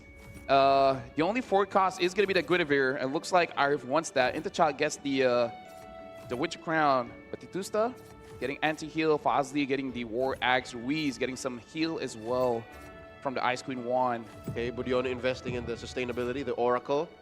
Gun, taking that Magic Chess exclusive item. All right, going into stage 2, round 1. What are you going to say about BTC? The annoying thing is the hero itself, especially for Kagura. So Kagura, Savior, Edith. Yeah, Edith is amazing, honestly. Edith's good. Edith's a core. Yeah. The problem is Kagura is the skill that she's using in this iteration of MCGG. She throws her Seimei umbrella at a straight line, and it's very slow animation. So sometimes she dies before. No. So as it's traveling, the units have moved away. So it's nothing. So it's nothing. I think that's worse than her dying because it's clearly useless. Exactly. Xavier is good because the AoE is pretty big, but the same way Umbrella, it's so frustrating when you see it travel and you can see It does nothing. the Saber is walking forward and dodges the Umbrella. Yep. Again, there is some coordination with your lineup and reading your opponent's placement for that Kagura to work, but I get it. I get you. But again, that's why it's a minimal kind of synergy. You only need 3. Yeah. So if you want to max it out, maybe that's when you risk having the Kagura.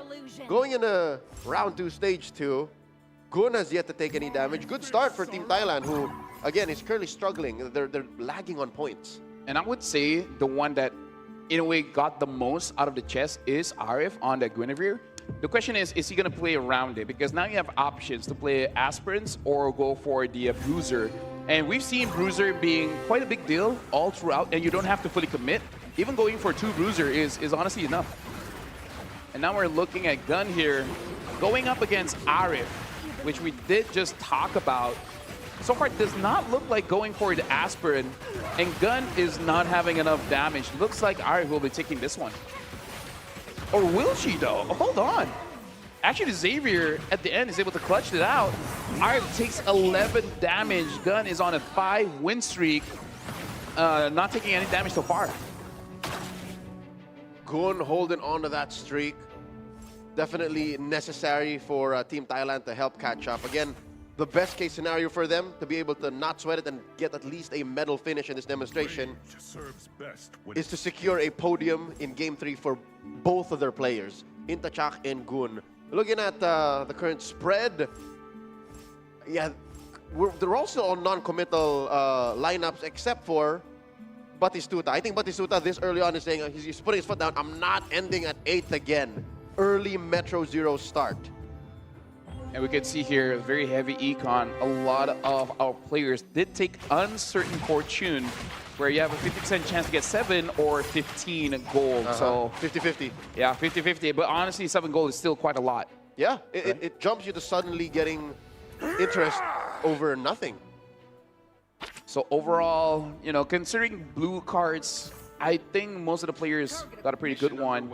And we're going to see another Star Wing here, opting to get the Saber as well as the Freya. Getting 2 forecast there is going to be pretty big for Arif. So he's at level 7. Still play with the Soul Vessels a little bit. And looks like he's going to go for more Toy Mischief in the mid-game here. Yep, pops up that new item. We'll see where he slaps it onto. It's all on that jawhead. Here we go. He's going up against Batistuta, who is rocking an early Metro Zero. Triggers the 1-1. I'd reckon there was some gold gain there. But this sustained lineup from Arif is not going down so quickly. He's still in it, Yep, with the crown on the Freya, able to survive for a little bit, but look at that, 1, 2, 3, 4. You could have wished you would take them out first. Yep. So you don't take that much damage. And here we see Ruiz and Elarde minimizing damage onto each other. Ruiz will take the 7. And look at that, Fazli already has a 2-star Barats at 90 health. Fazli keeps on being the top echelon of the lobby for 4 games straight here. Yep. It's clear that whether he's winning or not, and whether it's the early game or the late game, Fazli is the apex predator of this demonstration. He knows what he's doing. That's an understatement. To know what he's doing. I'll tell you now, I think he knows what he's doing, he knows what his opponents are doing, and he knows how to get there. Look at his stage 2, round 5, 6 Toy Mischief alongside. Like, this is very early game here, stage 2. Yep, to be able to get this much of a complete synergy. Look at that Barat, unstoppable, has 3 of the Toy Mischief items on him. That early Freya did not stand a chance. He had to give it over to Arif, man. That's how cutthroat and cold-blooded Fazli is. I need the streak, sir. Yes. Terima kasih. You understand, right? At that point, if I was Arif, like, yeah, but couldn't you just kept one hero and I just opened? It's like, nah, fam, I need the board space. You don't understand. I need the board space. I need my reserves. Dude, if I'm number 1, I can carry. Let me.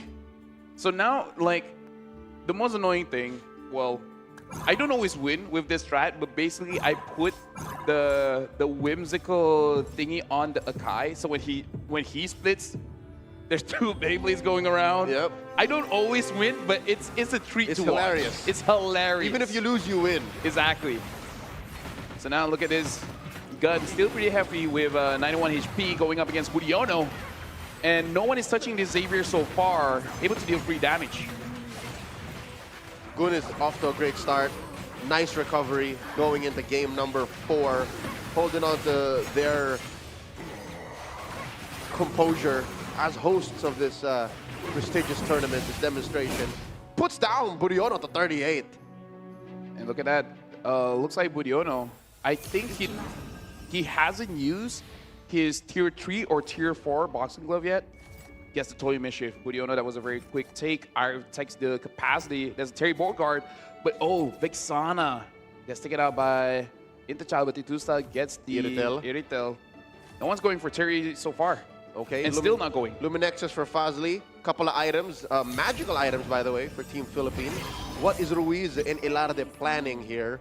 Been a while since we last checked in on the winners of our last round. Gun able to build a 2-star Kadita right now. That's as clearly as carry. Yep. Using the boxing gloves on the Kadita. At stage 3-1, I wonder it's going to be enough time for you to 4-star a Kadita, because I don't see any other Kaditas on the board. In the pool. On the board? No one's played it. No one's, yeah. So there's a chance. That he can do it. Exactly. All right. Here we see Fazli going up against Ilarde. Okay, the Fanny jumps over to the back. The Saber finds himself in the middle of chunky Toy Mischief heroes. Retreat to retreat. Abort mission.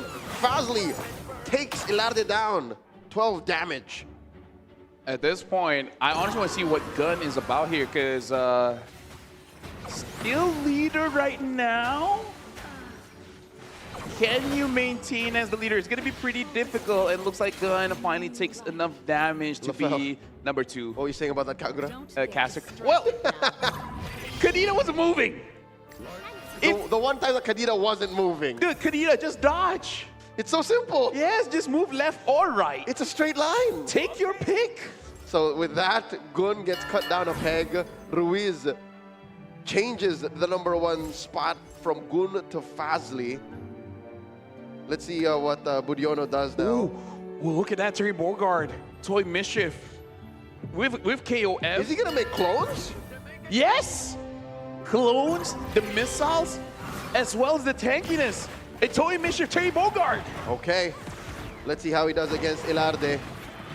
There's the heavy spin. Cutting right through Ilarde's lineup. I think Budiono's got this in the bag.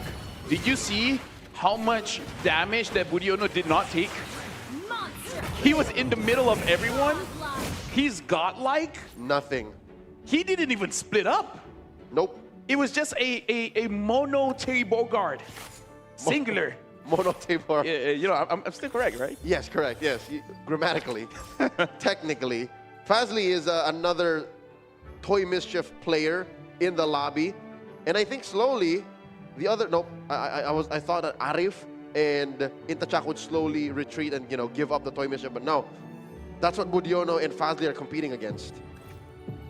And looking at Gun, looks like Gun really is aiming for those refreshes with both the blue cards as well as the purple cards.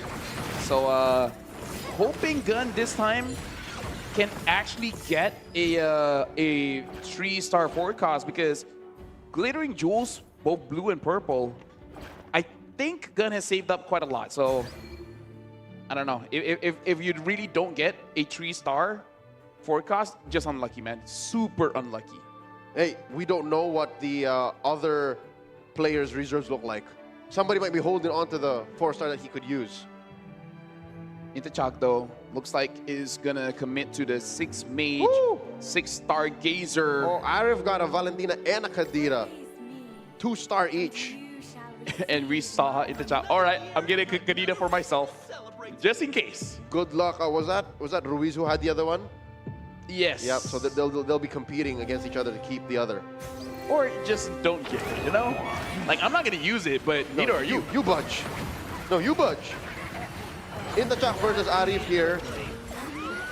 Arif's toy mischief is running through everything. Intachak. I don't think Saber's gonna survive this. Yeah, the Kadita is proving to be just a little bit too much. We're at stage 3, round 4. We might be seeing an elimination soon. So this is going to be pretty scary for Budiono, Intachak, as well as Batitusta. And honestly, Batitusta is at 34 HP. I think before stage 3 ends, we might see one fall. It's very possible. Was that a 3-star Claude? No, it's a 2-star. 2-star Claude, all right. Yeah. Too fast. Edith now put up 2-star for Arif. Valentina as well building up for Ruiz. So it looks like the lobby is like, let's not see any 3-star Valentina. Let's just be happy with 2. But Everybody's hate drafting. here's the thing. If the lobby is able to take down Batitusta and Budiman quickly, this is going to set Indonesia back so far behind. And it will shoot everyone up. They only have 25 points at this point. They can't suffer a below top 4. Yep. From being Malaysia's rival in the early stages of this demonstration, they are closer to actually dropping even out of medal contention. This is tough. This is very difficult. Intachak gets eliminated here. We have our 8th place, a point for Thailand. And look at this. Budiono able to win it out. Probably thinking his lucky stars at this point, because you do want to get that podium finish. Now, Batitusta gets a 2-star Kadita as well. I don't know if anyone is going to be able to get a 3-star here. And Elarde, open port, probably going to go up against Ruiz. Who is currently top of the lobby right now.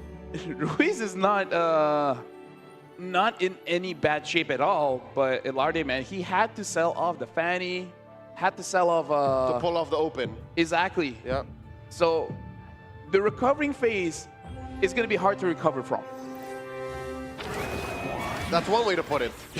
He decided to tuck himself in 6 layers to make sure Ruiz is warm and Ruiz continues his streak. You're seeing Arif right now go up against Batistuta. I don't think Batistuta is going to lose here, not just yet. Budiono, though, is in a real pickle. We're just looking at the matchups here. Arif taking 15 damage. Budiono surviving, Batitusta surviving. So looks like the players are able to survive stage 3 so far. Only Intachak is the one that gets taken down.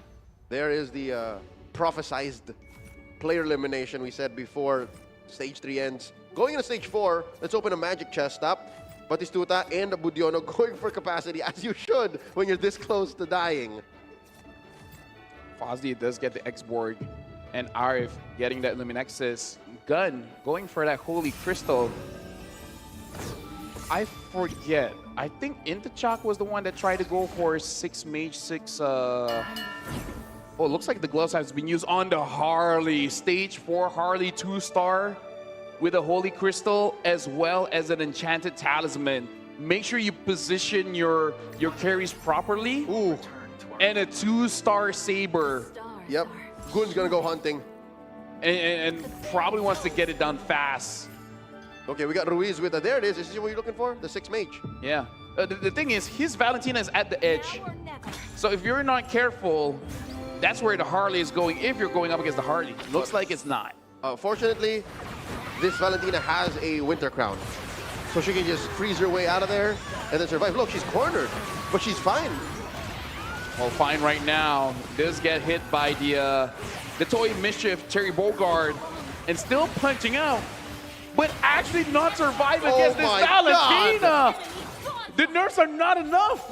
Budiono is our 7th placer. Gets eliminated. 2 points for Team Indonesia. And again, that's not what you want. At this time, Batitusta with 3 HP. Like, Budiono is looking at him and be like, can you get top 4, sir? Yep. The MCGG fans from Thailand, from Indonesia, some of them who have to fly out here to watch in Thailand are sweating. They're sweating bullets because it's all on Batistuta right now at 3 health. At this point, you hope the bullets can be changed into gold so that he can roll a little bit more, because this is do or die. One more Kadita is needed, but no more gold. No more gold. So we're going to see whether Arif, with a bunch of Kaditas on the board. Okay. 1, 2, 3, 3 Kaditas. I did not notice that Arif was also on the edge.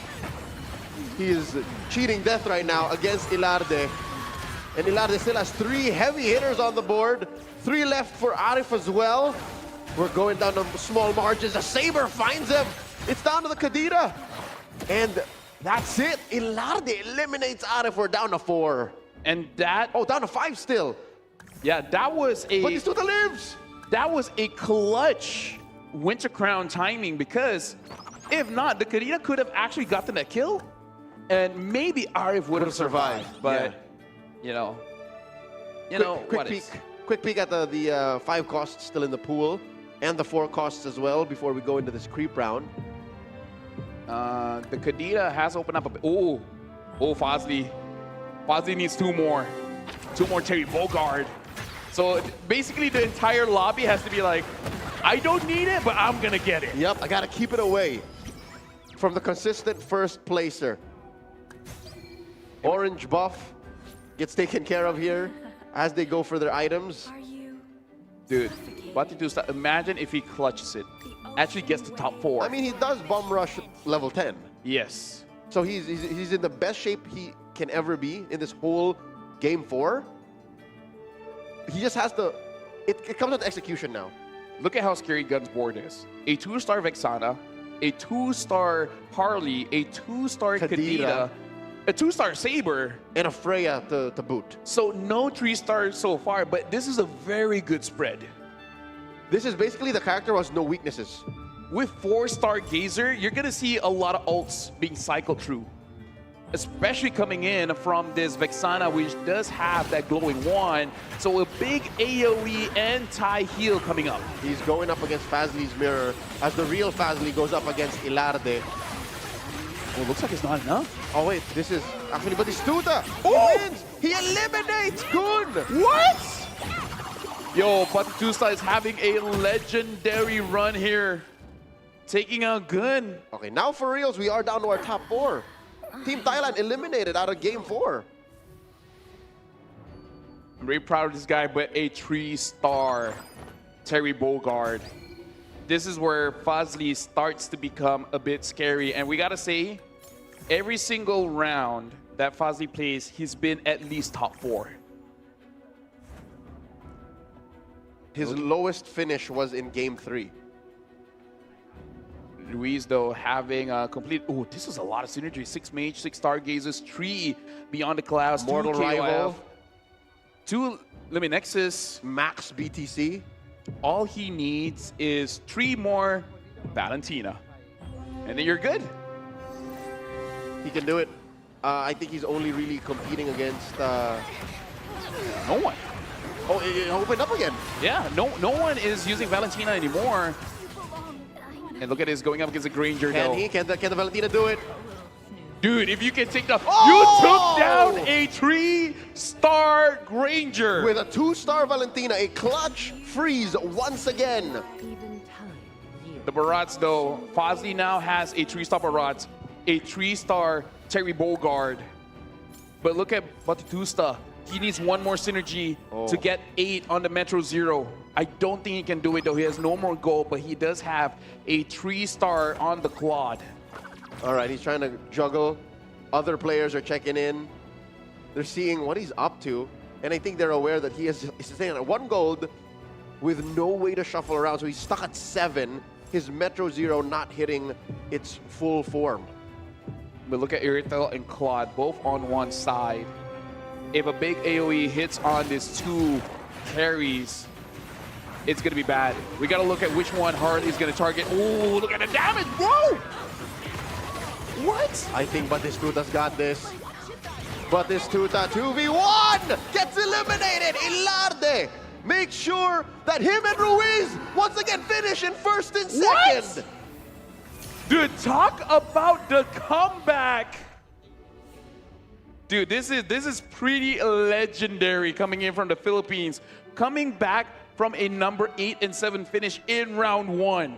Back-to-back 1 and 2 placement. From being 3 points down and from just barely being out of medal contention, they are currently number 1, no doubt. Ruiz and Ilarde are now just playing as a formality once again after hitting this right in Game 3. Pull a back-to-back first and second place finish in Game 4. The only way Malaysia can keep up, basically Fazli needs a first win again. And then top 4 for Arif. Arif, correct. Because so far, I gotta say, Let's see if the match checks out.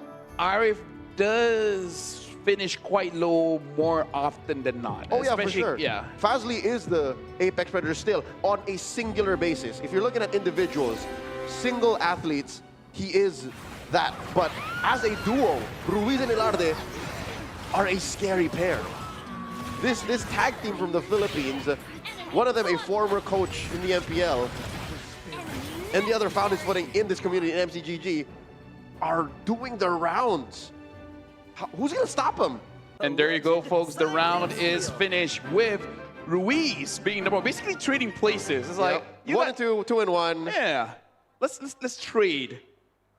That is looking amazing for Team Philippines. And the biggest shock for me, Leo, I could never make a Valentina work. I could never make the Valentina look scary. Nothing like this. Conceptually, you get why it's scary, but you can't make it work yourself. Exactly, yeah. And here, the athletes from these 4 countries that represent those competing in the demonstration game just treat it like a weapon.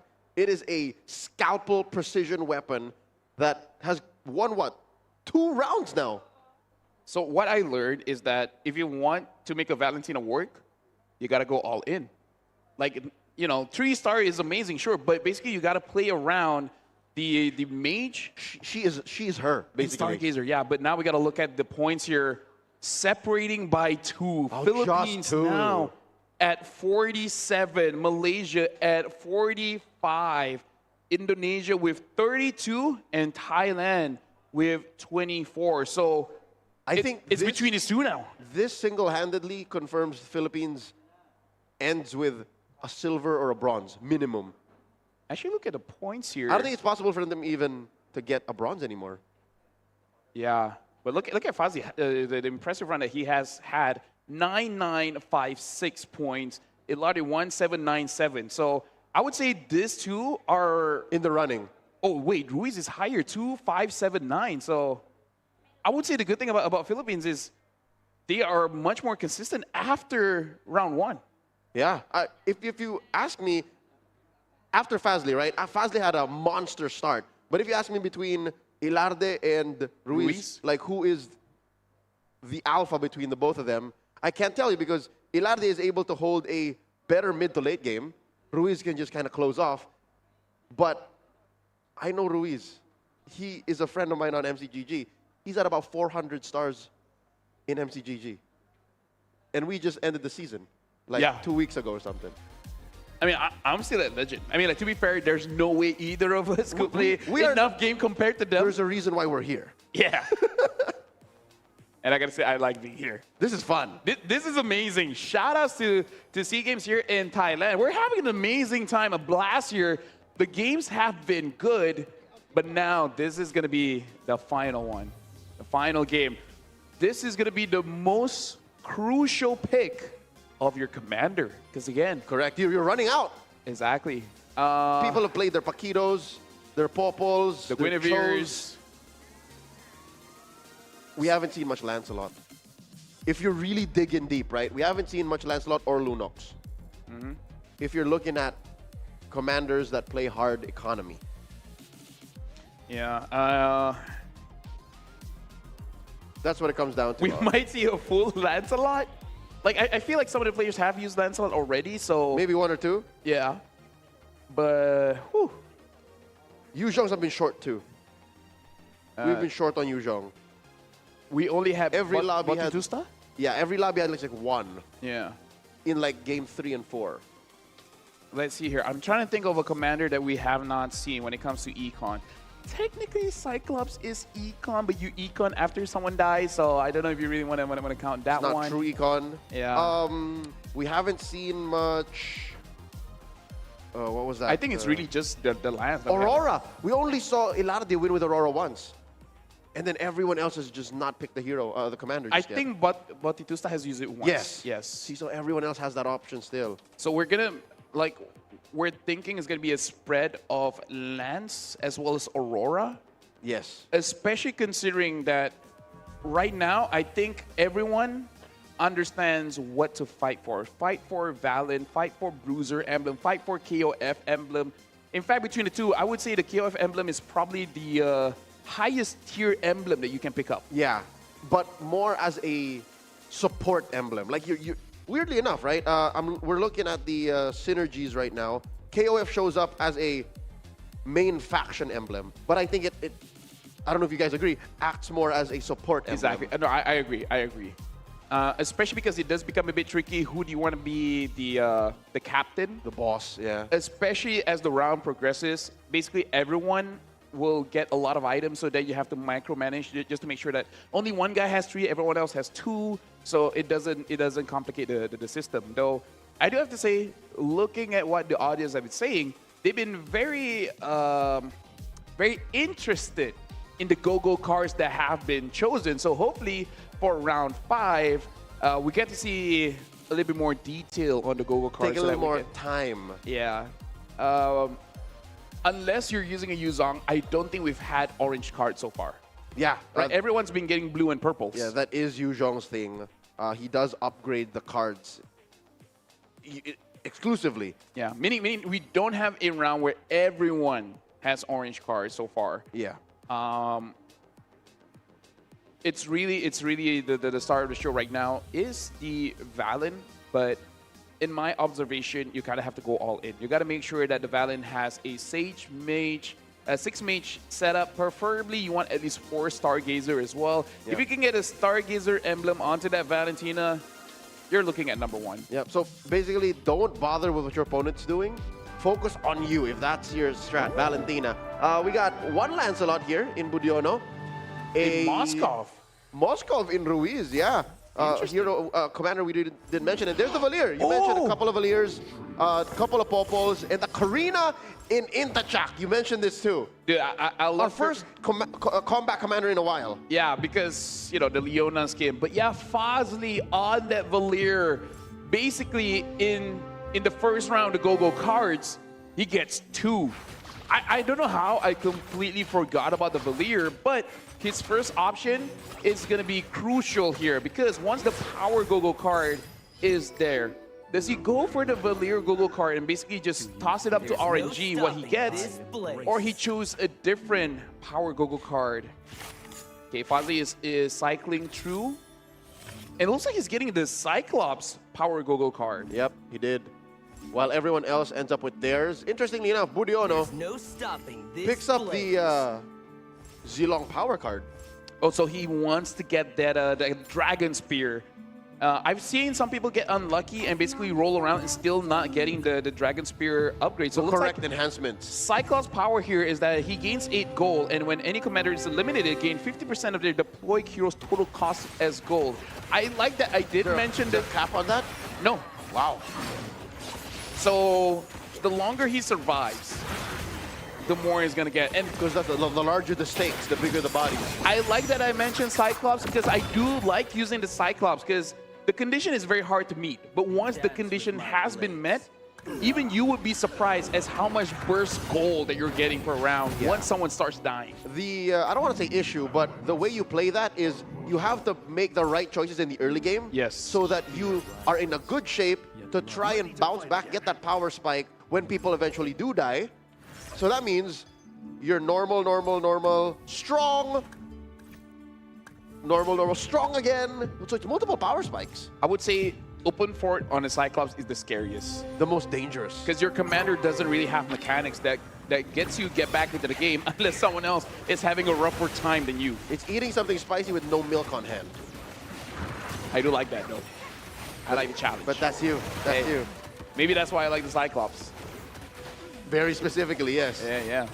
Speaking of which, I feel like the most important thing that we have to commentate on for this round is who's going to be getting that first pick and if it's even going to be worth it. Because you hate to see the chess round opening up with 3 costs all across the board. I would say an exception if, for me at least, if I see an Aulus.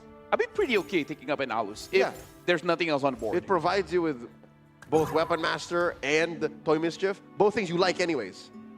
Going into the final round of stage, the first half of stage 1, currently the lowest is Arif.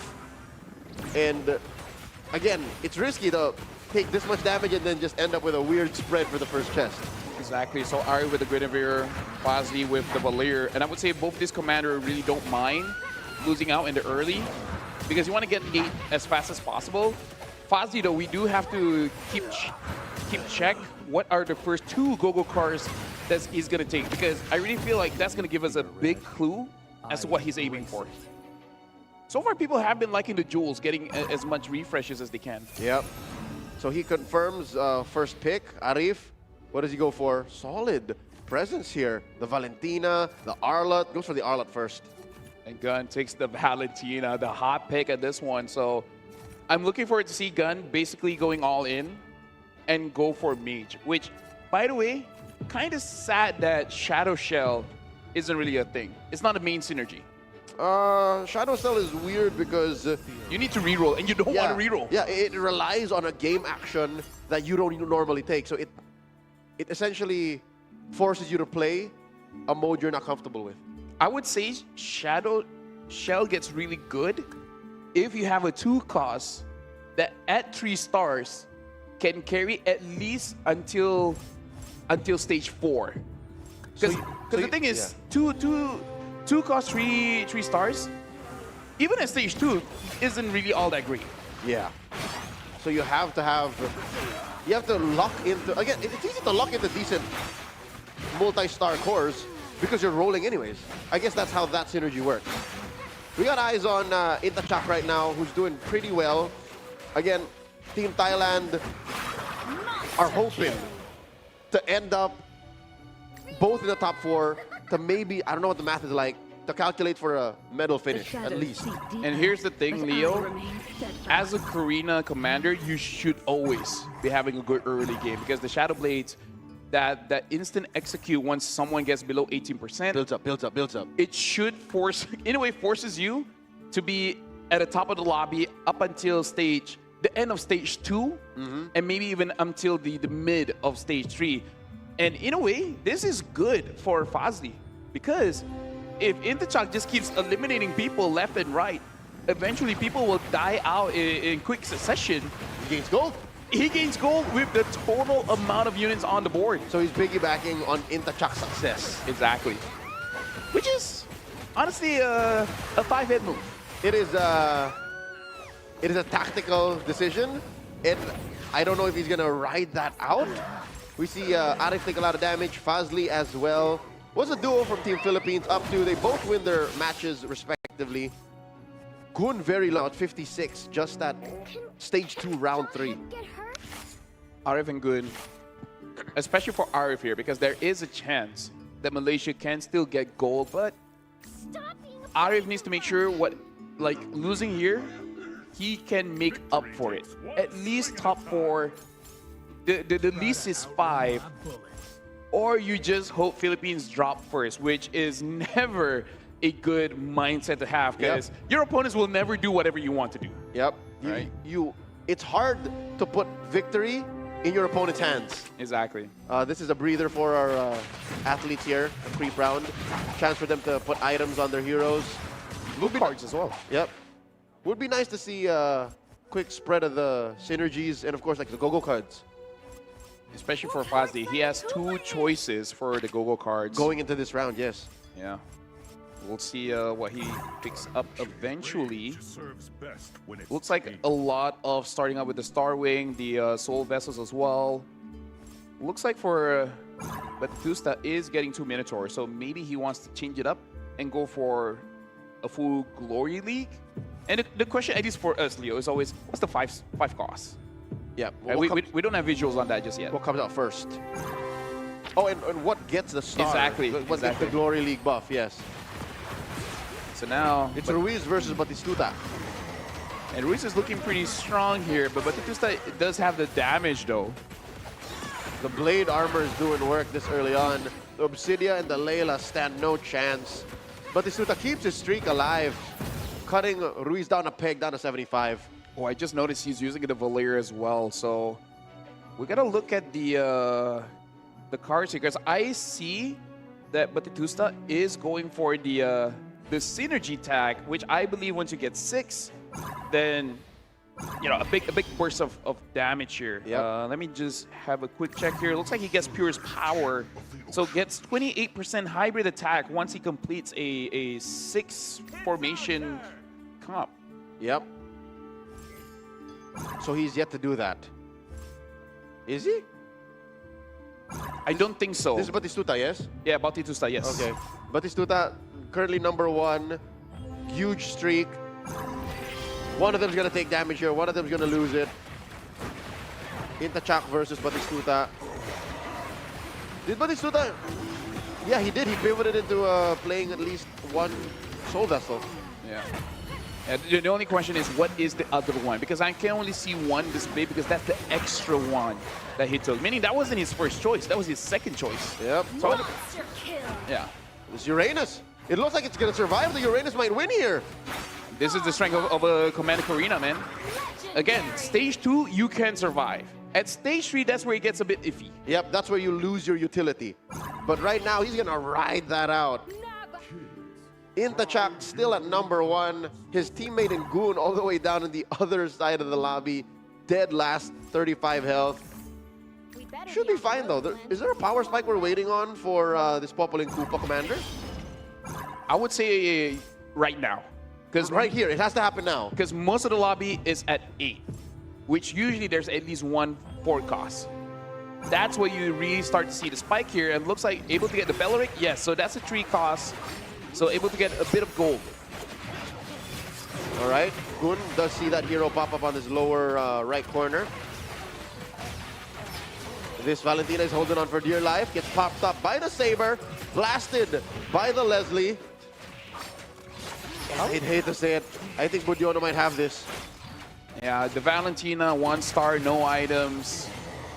Not gonna be it just yet. Looks like Gun wants to get a level 9. Getting 60 gold here, should be able to get it. Yes, there you go. But not hitting that 20 gold economy. Gun is gonna have first pick, followed by Ilarde. Or does he go for the Valentina? We did mention how the 1-star Valentina isn't it. Oh yeah, something of a much hotter priority, the capacity. Arif though does get the Shadowblade emblem. Fazli. He really likes that Valentina. And considering that he's been getting those wins, can't blame him. Yep, you understand. We get it. Yeah, we get it, we get it. We get it. So we know that there is a Valentina on Gun. I wonder where the other pieces are so that Fazli can build it up to full. 10 now is the capacity for Gun. So he should be able to hold on, or else Batistuta is going to get some money. No, was it Batistuta or Fazli who has the Cyclops? It was Fazli. Okay, so this should give a power spike to Fazli as well. Yeah, because I did not catch what Batistuta got for his power Gogo card. Yep. Budiono going up against Arif here. Arif cannot lose any more HP. Looks like the carry is going to be the Claude. Gets targeted though. Budiono Saber jumps into the back, finds the Granger, takes it down. This is getting into a really tight situation. 1v3 now. Arif gets it. Yeah, Claude was able to clutch it out. And this is the good thing about a Claude, even at 1 star, in the early stages of stage 3, is strong enough. But look at that Ilarde already having a 2-star Claude and Gun having 2-star Saber. So the Claude should not be feeling all that safe because Saber is on a prowl. Speaking of which, Batistuta with 4-star Wing, 2 Shadow Blades, 2 Face Swapper with 2 Toy Mischief. Still not showing what he really wants to go for. Even having 35 gold, not going to be spending it. Probably really want to get to level 9. Yep. and then start saving there. It's a non-committal lineup just yet with a solid amount of econ to pivot from. Batistuta going up against Ilarde. Ilarde maybe has his heart on his sleeve a little more. He gets run over here. Ilarde's gonna take a lot of damage. For sure. But Batistuta, man, might be able to solidify Indonesia's positioning. It's gonna be tough for them to catch up with 32 points. Malaysia at 45, Philippines at 47, but at least they can solidify a placement finish. So now we're looking at the go-go cards here. Ilarde did take the glittering jewel, so going for more rolls, and looks like he's going for the other end of the synergy where he's building wide instead of tall. And is this Fazli? So Fazli did take the other econ card where you have 50% chance of getting 7 or 15 gold. Creep round incoming. Card. Oh, this is scary. Look at Fazli. Oh. The Stargazer emblem is on that Valentina. There's no So he's building up that monster again. One more Valentina in a 2-star Valentina, and now 6 Stargazer. So this is going to be the first power spike for Fazli. Yep. The second one is a 2-star, and the last one is going to be that 3-star. He's fine, basically. He has it fixed. He has it settled. Picks up that Vixana. Actively searching. Finds a 2-star Valentina. There it is. With 4 mages as well. This is a big power spike for Fazli. With a enchanted talisman, holy crystal, glowing. Winter crown. Winter crown with the beyond the cloud stacks. He should be surviving this. Yeah. Decent number at 50. Stage 3 level, round 4. Going up against Gun here. Gun not looking too healthy with 33 HP. Oh no, Gun got it! Oh wow, Fazli actually got what? He pushed the saber through somehow to find that Valentina. Fazli takes 15. Ilarde down to 3. Okay, Fazli, I'm pretty sure he felt pretty confident on that one because we were. So now you really got to be careful on the positioning, considering like we said, the saber is on the prowl. Not only is the Claude not looking safe, neither are the Valentinas. Ooh, Ilarde here got a couple of stars up, actively juggling, gets K to a 2-star with Metro Zero at least 8, at least. So now I'm probably looking for a Granger. Has the Claude, might have to sell the Claude for a chance, but looks like no, he's stopping here. This is essentially a do or die here. Yep, very strategically placed traps for Ilarde's Popol and Koopa. He's holding on. He loses this, he's dead. He's going up against Gun. Both Popol and Koopas are on the board. I'm looking at the Granger. The Granger's not having a good side. The Saber is there. Oh, it's not Saber, it's the Freya. Okay, it's just the Barats left. It's 1v the world. I think that's it.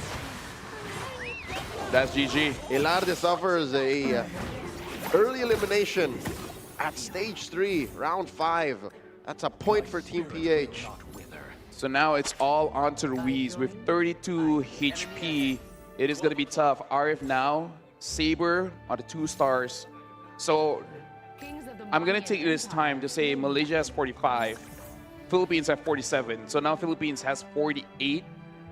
Malaysia, if they keep on surviving, gets top 4 for both Fazli as well as RF. There is a chance Malaysia can clutch it out and then win despite Team Philippines being number 1 and 2 in round 3s and 4. Yep. It's a tight race for who will top the podium here and get the gold when it comes to the very first Magic Chess Go-Go demonstration in the SEA Games. You're watching Batistuta versus Ruiz. Ruiz the only other hope to maintain that lead. And oh my God, Batistuta runs through him. I don't think his Airtel will survive. 6-star wing. Dealt 17 damage. Ruiz at 15. Down to his last loss, I believe. Yeah. It's gotta be. Enemy ahead. This is going to be a lot of pressure for Ruiz. Basically, on this chessboard, what is he hoping for? There's 3 5 costs, and he goes for the capacity gun. Goes for the Stargazer. Probably a very good choice there. Considering that I believe Gun still has at least one copy of Valentina. And we see the rest of the remaining athletes in this lobby pick up both emblems and items. We got Aizon Batistuta here. Ruiz raises to 10. So does the lower half, the lower bottom of the lobby. Yeah. I guess that's what you do, right? You gotta just get the numbers on your side so you just ensure you don't die. Like you said, even health is a resource. So I trade health for gold and hoping that I get to 10 pretty fast because we are at stage 4, round 1. The entire lobby is 9 slots or up. I gotta say, Leo, I feel like this is the longest that the players are able to survive the round here. Only one dropping before stage 4. That's right. I think we are at about on time with how game 3 happened. So now in the final game, 7 athletes remain. You're watching Ruiz get eliminated just like that. So at this point, I believe this sets Malaysia up to be number 1. And the crazier thing is, this is Fazli's power spike because he did get the Cyclops power card. Twice. So now 2, and that's an entire board, 15% gold. Yep. From the ashes of both Team Philippines lineups, Fazli builds an empire. I expect him to sit here on top with 68 HP for the next few, at least, rounds. Maybe going into stage 5 completely. This is why, right now, I am surprised why we haven't seen a lot of Valiers, because both Valiers are topping the lobby here. That's right. The power of go-go cards. Exactly, yeah. Arif being the lowest HP now, the most likely to get taken down. Which is interesting, because we talked about how you invest in items or you invest in stars on your heroes, right? There's another place to invest in, which is better go-go cards. That's still an economy. That's a huge economy, especially if you do get the purple cards. We're looking at, hold on, not Ruiz. This is Fazli, yeah. He's unstoppable, dude. Look, they try to get to his Valentina, but no one can touch him. He takes Itachak down to 20. And down goes Budiono, another elimination. Dude. At this point, we should ask Fazli, like, hey, Fazli, what's your favorite unit and why is it Valentina? How fast can you get Valentina? What's the earliest you got a 2-star, 3-star Valentina? Do you have her poster in your room or something? No comment. I think I'll say no comment on that one. All right, one more creep round before we get to the later half of stage 4. You know what? Lafala, I have a feeling that we're going to see another elimination before we make it to stage 5. I believe you're correct. Looking at Fazli having 5 Kadidas at this point. Can I shout out the players? Them doing the targeting thing, let us know how much they actually got. Like, I'm pretty sure they're just communicating between each other, but the byproduct is we get to know too. Yep. Oh, but look at this. This is pretty scary as well. The 6 Star Wings, as well as the Blades. I keep wanting to say Swordsman, by the way. Swift Blade. Swift Blade, thank you very much. Yep. This is penetration. Unimaginable at 6. With damage stacks. Damage M and HP. Yep. So we're looking at Arif. Hold on, was it Gun that had 7 out of 9 sabers? Because I think someone pointed at Gun with 7 out of 9 sabers. I don't know if I can get it though. So the only remaining sabers are right here in Arif's board. I think so, yes. There has to be a little bit more in the pool, right? He is a 4-star. Well, either ways, right now we are looking at Arif going up against Fazli. So, yeah, Fazli's not pulling any punches. Look at this. Hold up. Might it work? Oh! No. Kyo is still here. Kyo is doing work. Can Kyo survive? No, he won't. Okay, Wow. Fazli takes one for the team here. Hey, you can see a high five saying like, hey, you survived me, man. Hey, good on you. But at the same time, it's like, anyways. Okay, next time. Oh, we saw an elimination. Oh, hold on. We're down to 4. Who got eliminated? I can't see. It happened so fast. Well, one more. And you can see, like, really just... Into Chak. Okay. So, both team... Only Team Malaysia is the only one with both left. Do you see Fazli? Oh no. Oh no. His Oh, signature no. Valentina. With Stargazer. All right, Batistuta has No, it was Gun. another set of sabers. What was it, Gun? Gun. Gun has Oh, 8. yeah, 8 yeah. out of 9. Okay. So at this point, probably waiting for Arif to go down because Arif is holding the rest of it. Here we go. Fazli could end Batistuta right now. At 22 HP. Stage 4, round 5. Can Fozzy do it? Oh, close. Puts Batistuta at 1. Gun eliminates Arif. Only one member from each remaining country left. Oh, there you go. Fazli of Malaysia, Gun of Thailand, and Batistuta of Indonesia. Holding on to 1 HP. And you can see the effects of Arif dying. Gun instantly gets 3 on the saber, and Batistuta gets 2 on the saber. So, looking They're at still playing a tug of war on that. Fuzzy and Gun, man, whoever dies first, Valen or Saber? Something tells me if the mirroring works the way I think it will, the game ends now. I can see that happening, especially if Batistuta goes for a gun mirror, and he does. Uh-oh. And then Fazli just ends Gun right now. I think Batistuta cannot survive this. Okay, Batistuta holding on. Gun, the saber finds the back line. And I believe the writing is on the wall, ladies and gentlemen. Batistuta falls. And Gun survives. Gun at 1 HP. 1 HP. And so is Batistuta, really? No, Batistuta has been eliminated. Oh, wait, what? What? Oh, wait. I think I. Hold on. We'll see. We'll see. They're still making picks. I don't think he survived. Okay, I think I know why. Why? I think maybe Batistuta has gotten the Nana card. Ah, so he gets the Nana power. I don't see the card, but that's the only thing that makes sense The here. only way it could have made sense. Exactly. Does that mean Gun had it too? Because Fazli took care of him. No. I think only Batistuta can have it because usually Valir is the only one that Has access. Oh, but that is quite a good point. Maybe Gun did not go for the Popol and Koopa card, but either ways, but Gun having 3-star saber and Okay, for reals now, it ends. For real, Has to. FR. No cap. No, yes, there you go. Now I feel young. All right, Fazli, epic win. Fazli up against Batistuta right now. Running through. Down goes Batistuta. Can Gun survive against Batistuta? I mean, this is all for formality. Yes, we do. Yep. Batistuta falls.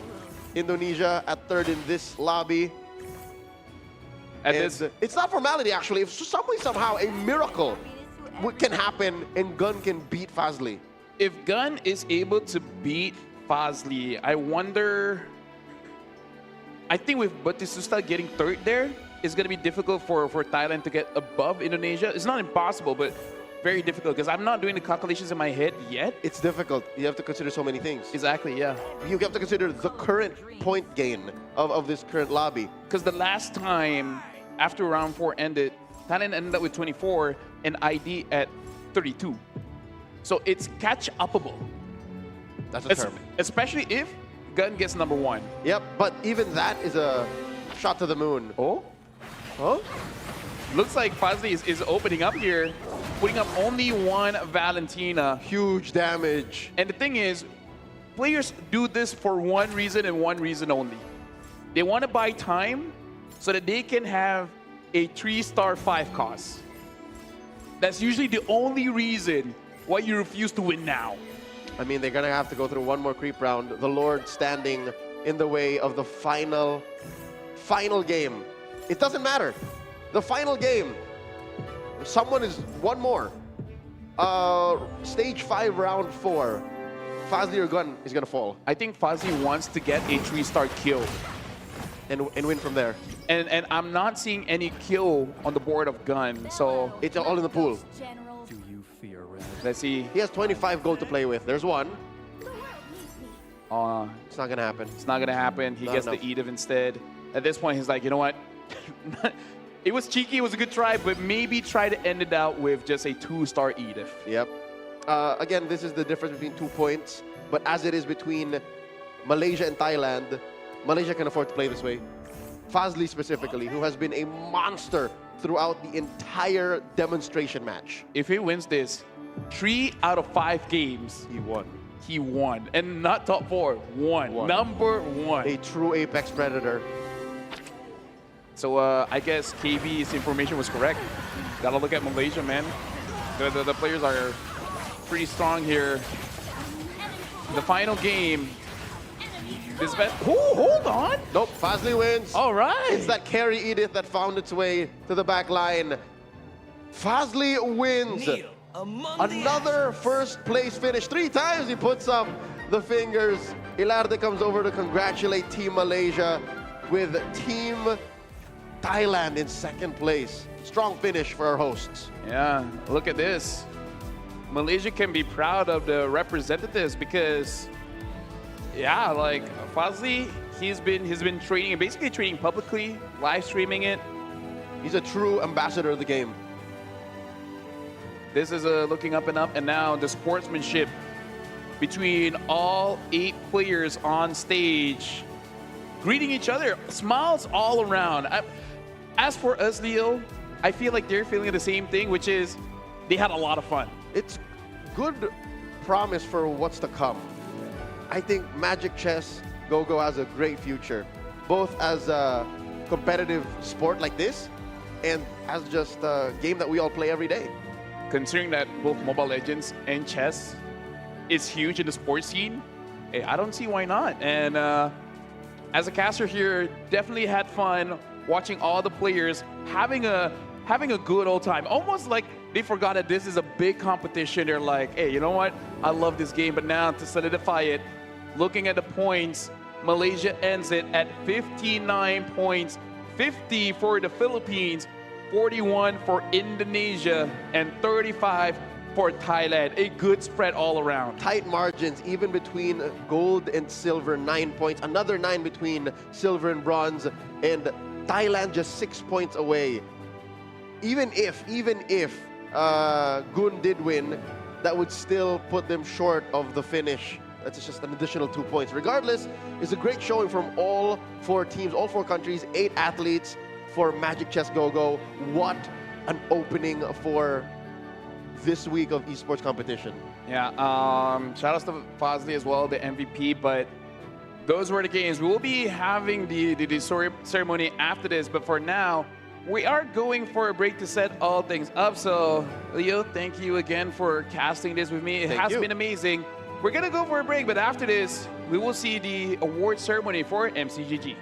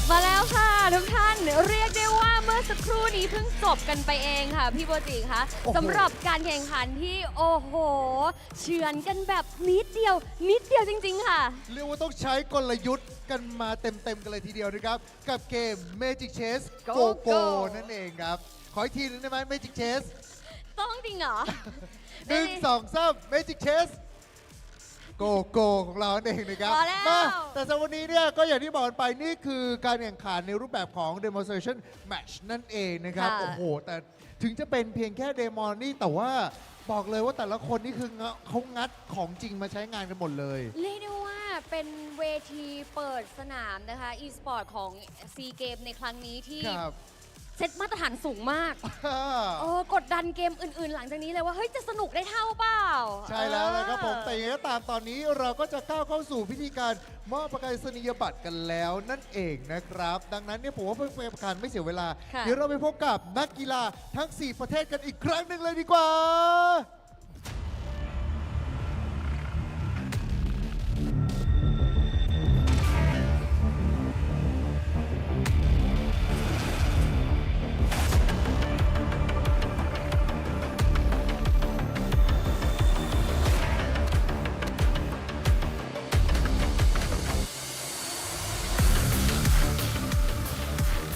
และนี่คือนักกีฬาของเราทั้ง 4 ทีมค่ะที่ลงทำการแข่งขันในครั้งนี้ค่ะก็เป็นตัวแทนจาก 4 ประเทศนะคะในซีเกมของเราครั้งนี้ค่ะไม่ว่าจะเป็นทั้งประเทศไทยอินโดนีเซียฟิลิปปินส์นะครับและสำหรับแชมเปี้ยนของเราในการแข่งขันของ demonstration match ของเราในครั้งนี้นั่นก็คือ and the winner of our demonstration match of Magic Chess Go Go is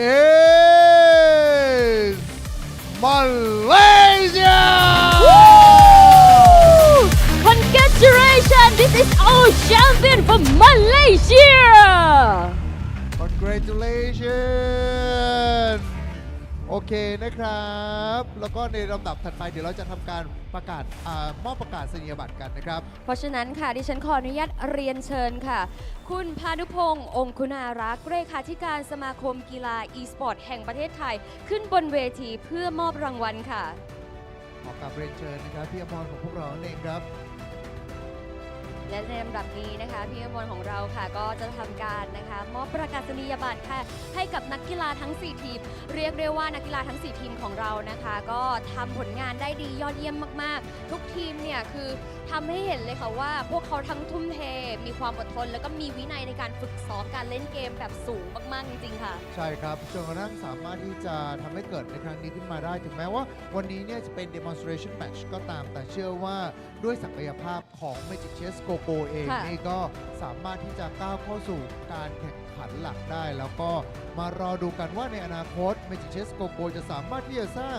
ปรากฏการณ์อะไรขึ้นได้บ้างในการแข่งขันของพวกเราเองครับและในลำดับถัดไปค่ะเดี๋ยวเราจะขออนุญาตนะคะถ่ายรูปร่วมกันทั้ง 4 ประเทศถูกไหมคะมาเลยนะครับตอนนี้เดี๋ยวจะเป็นการถ่ายรูปของทั้ง 4 ประเทศนั่นเองครับ Next we about to proceed to the next session which is photo session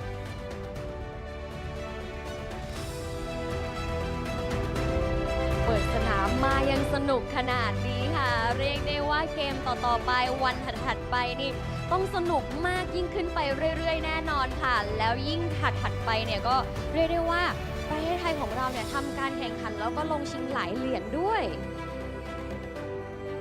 แล้วครับผมแล้วในลำดับถัดไปนะครับเพื่ออยากให้ทุกท่านนะครับโปรดยืนตรงเคารพกับธงชาติของทางมาเลเซียในฐานะของแชมเปี้ยนของเราในครั้งนี้ด้วยครับขอกลับเรียนเชิญครับ